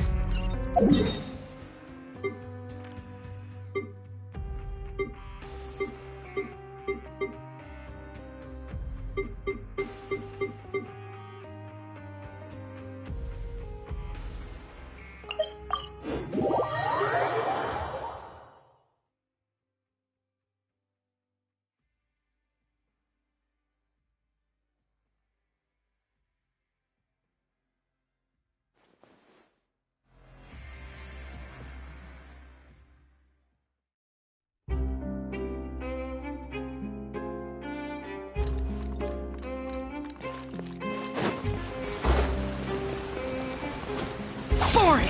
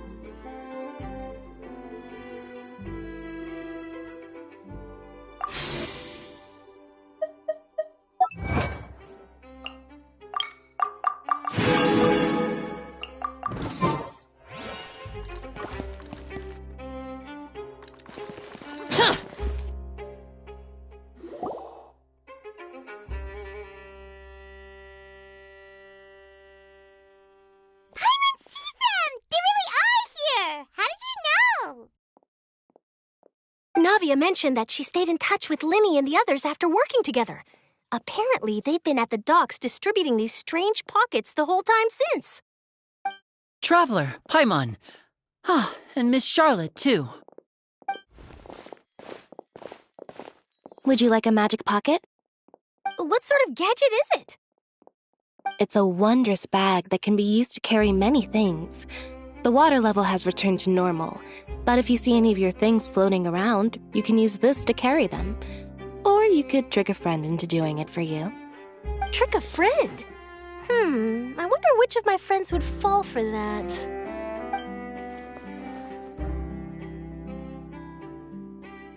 You could just make a friend like Fremine here. Isn't that right, Fremine? Is this what you meant by, I'll help you make some more friends? To be honest, that sounds pretty sweet. Could I have your contact, please? You sure are working hard to help Fremine socialize. He was the one who proposed doing this. He even wants to assist in our magic shows. Yes, I was planning to first introduce Pear as an assistant, and later Fremine himself. In the future, I think we can leave underwater escape magic to him too. That said, would anyone want to see a diver escape underwater? Oh, it'll work out. Lynette, could you come over? Got it. My, that Charlotte is rather perceptive. She got rid of everyone the moment she realized I had something to say to you. So, how... Father says that you did a great deal during the latest events. She's very grateful for your contribution. That's all right. We were more than happy to help. Oh, I guess you haven't heard. Well, after Lady Farina left, Father and Monsieur Neuvillette opened negotiations, during which he gave Fontaine's gnosis to her as a diplomatic gift.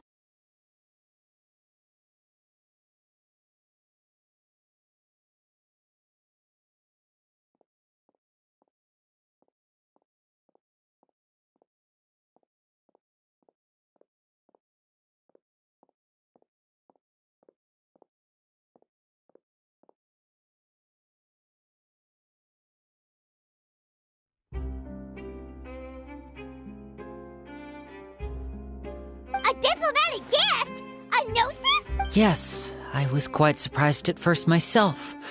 But when I thought it over, there were actually a number of things going for it.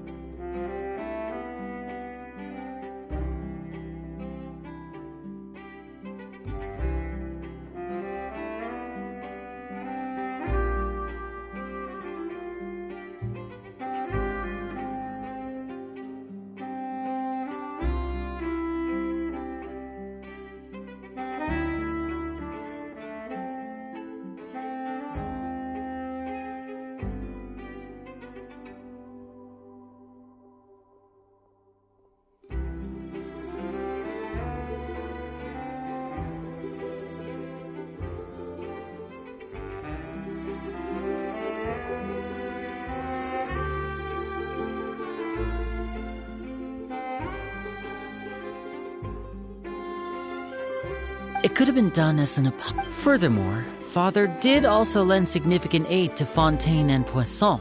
Well, that's true, but this is a gnosis we're talking about. I would agree, but I've also heard that it... So there's some... I suspect you'll have to ask him about that yourself. Isn't he real busy and stuff? But back to the topic. The gnosis was given to the knave, right? What about Child? They say that he's returned to Snezhnaya to recover from his wounds. I hear that the recent disaster really did a number on his health. That's true. When you think about it, we've had loads of run-ins with the Fatui. To think we'd be allied with them this time. So shocked by such a simple switching of sides?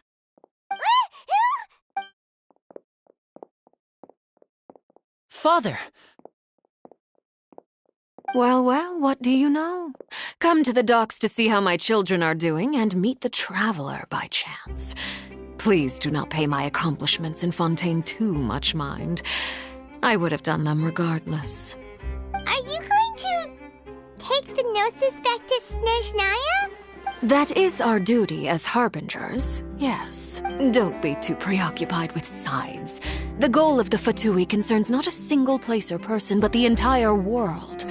With such a grand goal in mind, it is inevitable that we must wear many masks. Switching my masks is something I've always done. Well, that depends on many things. No one truly knows what the future holds. What good is honesty if you can't rely on it forever? As for you, I very much look forward to our next collaboration. Good things cannot be achieved alone, and you've proved yourselves to be great partners. A vision? All right. I'll remember to return it. And that's a wrap for me. Huh? Greetings, Miss Journalist. Hello. If I'm not mistaken, there are diplomatic channels I'll need to report to take a photo of you. That is correct. So forgive me, but I will not be able to serve as a subject in your article. However, feel free to write as much as you'd like about our dear magicians. I will. The sea breeze is quite pleasant. I shall continue my walk while the weather remains so agreeable. Farewell. Farewell, Father. Oh, she has such an intimidating presence. I didn't even dare to take a picture. Thankfully, I've already wrapped up all my pre-scheduled interviews. Don't be too nervous. Why don't you take a magic pocket before you go? Here, Traveler, Paimon, you take one too. To move things about? That's right. I guess this must be life. We will all follow our own paths, and serendipity will lead you to your fated friends. All right then. We'll be handing out pockets in some other districts later, so we'll get going now. Have a good day, you two. Well, guess we sent Charlotte off. Shall we go see how Neverlette's doing?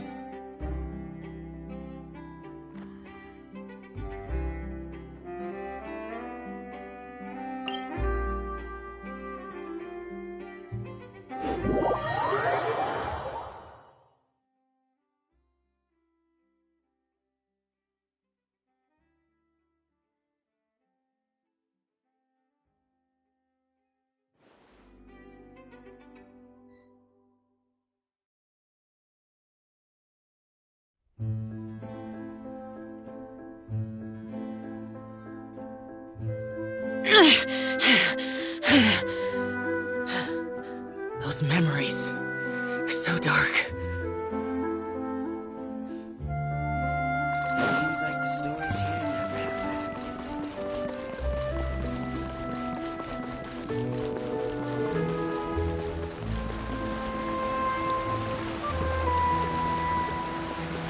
Useless! Boring!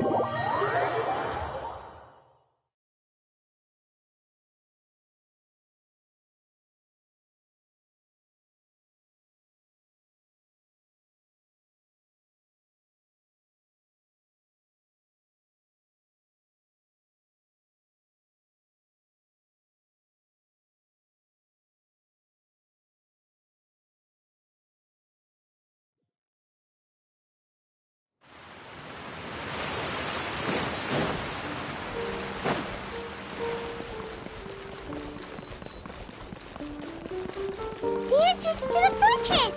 Ooh, he really is there!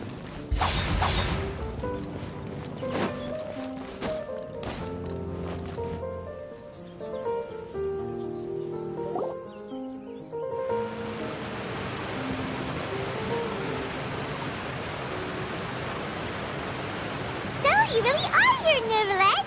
Paimon didn't think you were going to have free time this hour of the day. Really? Oh, I suppose you must have met Mr. Linney. In any case, you came at a good time. Aw, Paimon's glad that you remembered. All right, let's have it then. How was Fontaine actually saved? It is strange how word...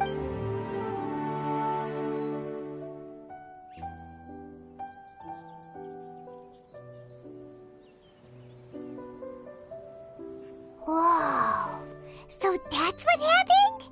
Focalor destroyed the divine throne of the Hydro Archon and restored your power to you, transforming you into a fully fledged elemental dragon sovereign. But Paimon still doesn't quite get what you did. For me, the authority of the ancient dragons refers to absolute control over the hydro element.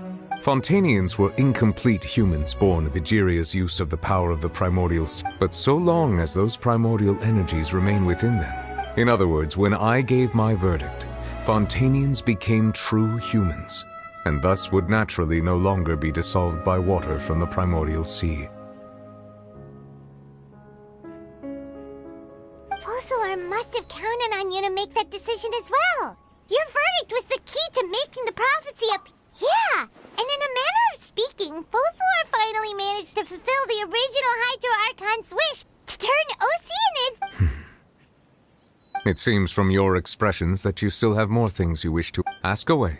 I will tell you the truth as I have investigated his case along many avenues, and I have learned that he once fell into an unknown chasm when he was young.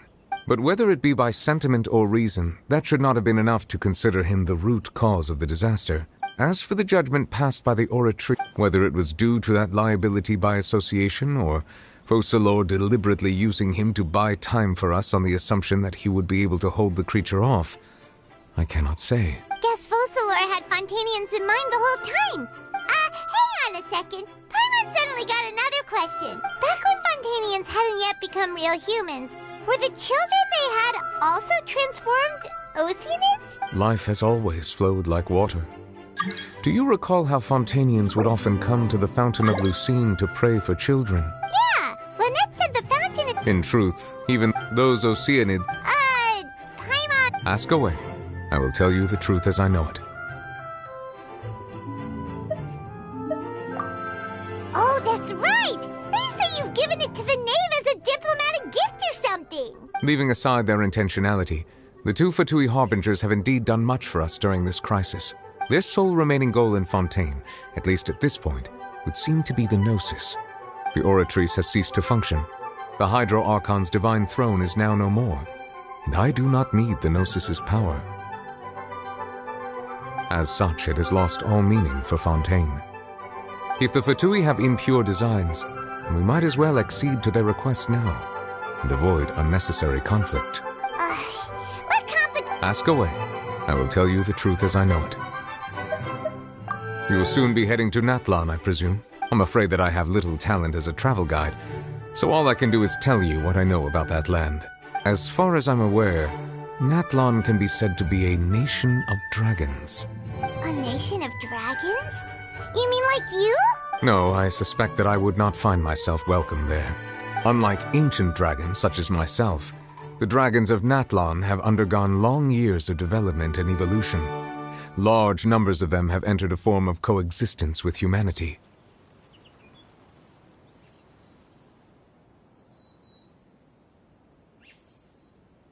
Natlan is also the nation of war. War ravages those lands like an undying flame. There is one other piece of information I got incidentally from my negotiations with the knave that I believe may be useful to you. The harbinger known as the Captain has thrown his hat into the endless ring of war. The Captain. Sounds like a real tough customer. I suggest that you fully prepare yourself before going to Natlan. Ask away. I will tell you the truth as I know it. Yeah, about that. Risley said Farina has already left. What's the... Ah, Lady Farina. The people are only aware that her death sentence has not been carried out. I related Focalors' words to her faithfully and completely. After hearing that, she simply said that she was tired. Having said that, she then packed her things and moved out of the opera house. Not unlike how an ordinary person might. But she's still... You need not worry. I will make arrangements to ensure that she will not want for food, clothing, board. In truth, I am somewhat happy for her. But now that she no longer has to play the... What about you then? What are your plans now? After Focalors passed on, this matter will directly affect our trials. Looks like you're still considering stuff from the perspective of the Udex, huh? As an elemental dragon, there are indeed many things that I must do. But this power and this duty, no matter... As such, before I attend to... Additionally, the Hydro... That's true. That power was... Wait, but the various Maximus... As I am now, I have full command over New Musia. And if... Wow. This ancient dragon... Ask away. I will tell you the truth as I know it. Hang on. When we spoke to Linny earlier, he mentioned that we guessed that there might be some reason for it that only you were aware of. No wonder the House of the Hearth is the Fatui's intelligence division. So regarding this specific issue, I was just getting ready to share something with you. In truth, I exchanged some further words with that lady named Skirk after sending you two back to the surface. It went something like this.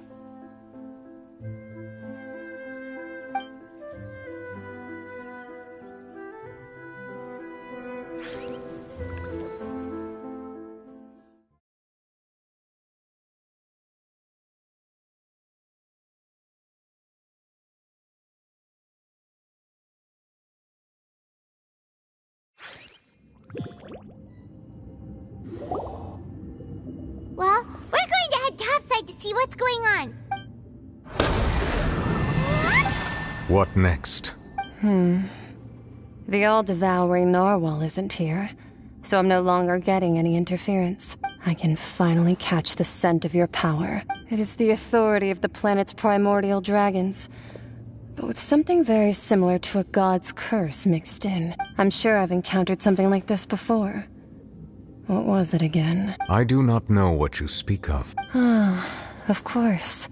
You should have the remains of the third descender on your person, yes? Remains? I've never heard of any such thing. According to your parlance, I believe it may be called a gnosis. Well, that much is true. After Focalor's divinity faded, she handed her gnosis to me. But I fear I have never heard of it described in the manner that you just did. I've been training with my master, the Foul, ever since I was young, and I have never returned to the surface since. So most of the information I possess, I got from him. It is only natural for those who are greater than humanity to possess a different sort of common sense, which is why there are so many problems in our attempts to communicate with humans.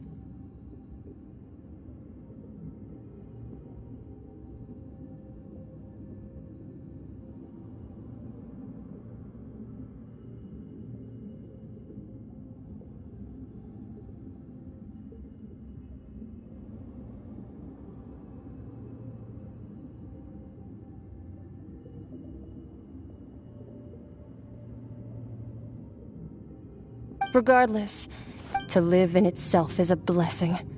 What do you mean by that? No need to fret. These are just my personal thoughts. This third descender you refer to. Master never mentioned them to me. Perhaps it just wasn't that important for me to know. If you're interested, though, I could ask him. I'll be sure to pass the answer on to you next time. Next time? You believe we will meet again? I do. Wait. I have a disciple of my own, don't I? He can be the messenger then.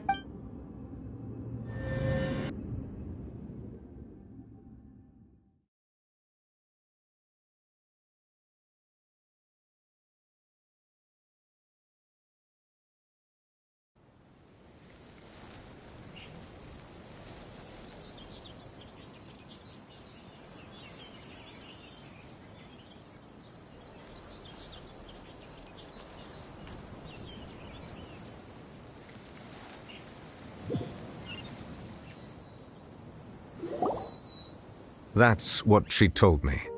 Whether it would prove useful or not, I wanted to pass that information on to you.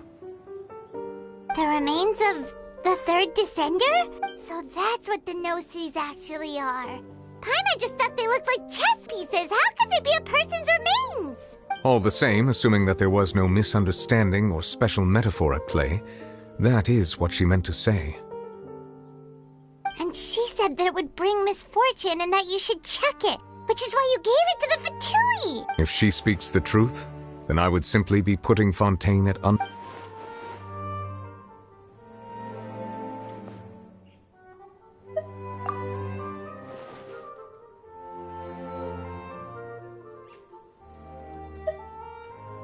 I had guessed that you might already be familiar with this concept, but I did not expect you to be one of them. That means that the Gnosis, which are exceedingly element-compatible and can even enhance elemental abilities, do indeed come from the third descender. I wonder, does your body also possess similar properties? Like being able to use elemental powers without a vision! No, let's not think about this stuff right now. It just feels creepy, comparing the Traveler to the dead third descender and all. That's what you say, but this topic still feels like bad luck! Once Child recovers, let's get some more answers out of him. Or go look for his master and get the answers that way! I too believe it unwise to make too many blind guesses when information is lacking. The same is true of being at court. Alright. Whatever the case, it seems like the crisis here in Fontaine's over for now. Yes. But She sacrificed. I suppose that would be the mystery of a god's will. I suspect not. But once in a while, I too would guess that if wishes were like the life flows like... And what ultimately?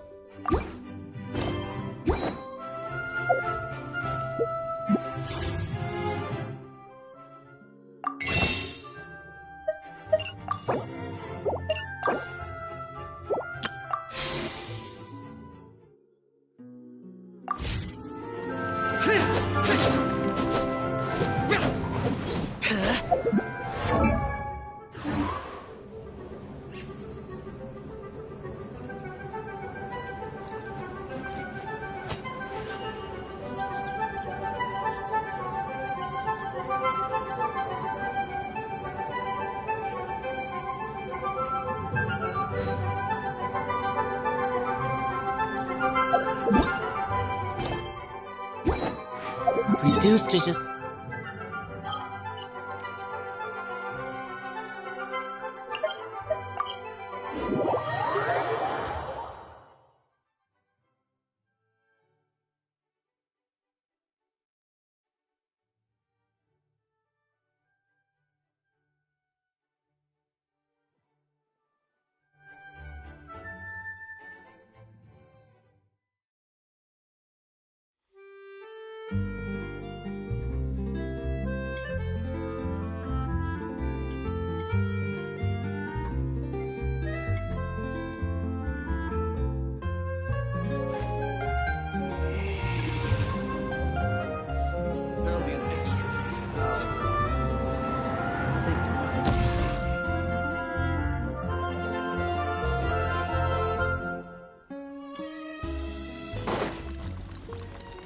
Ad Astra. Thank you for completing.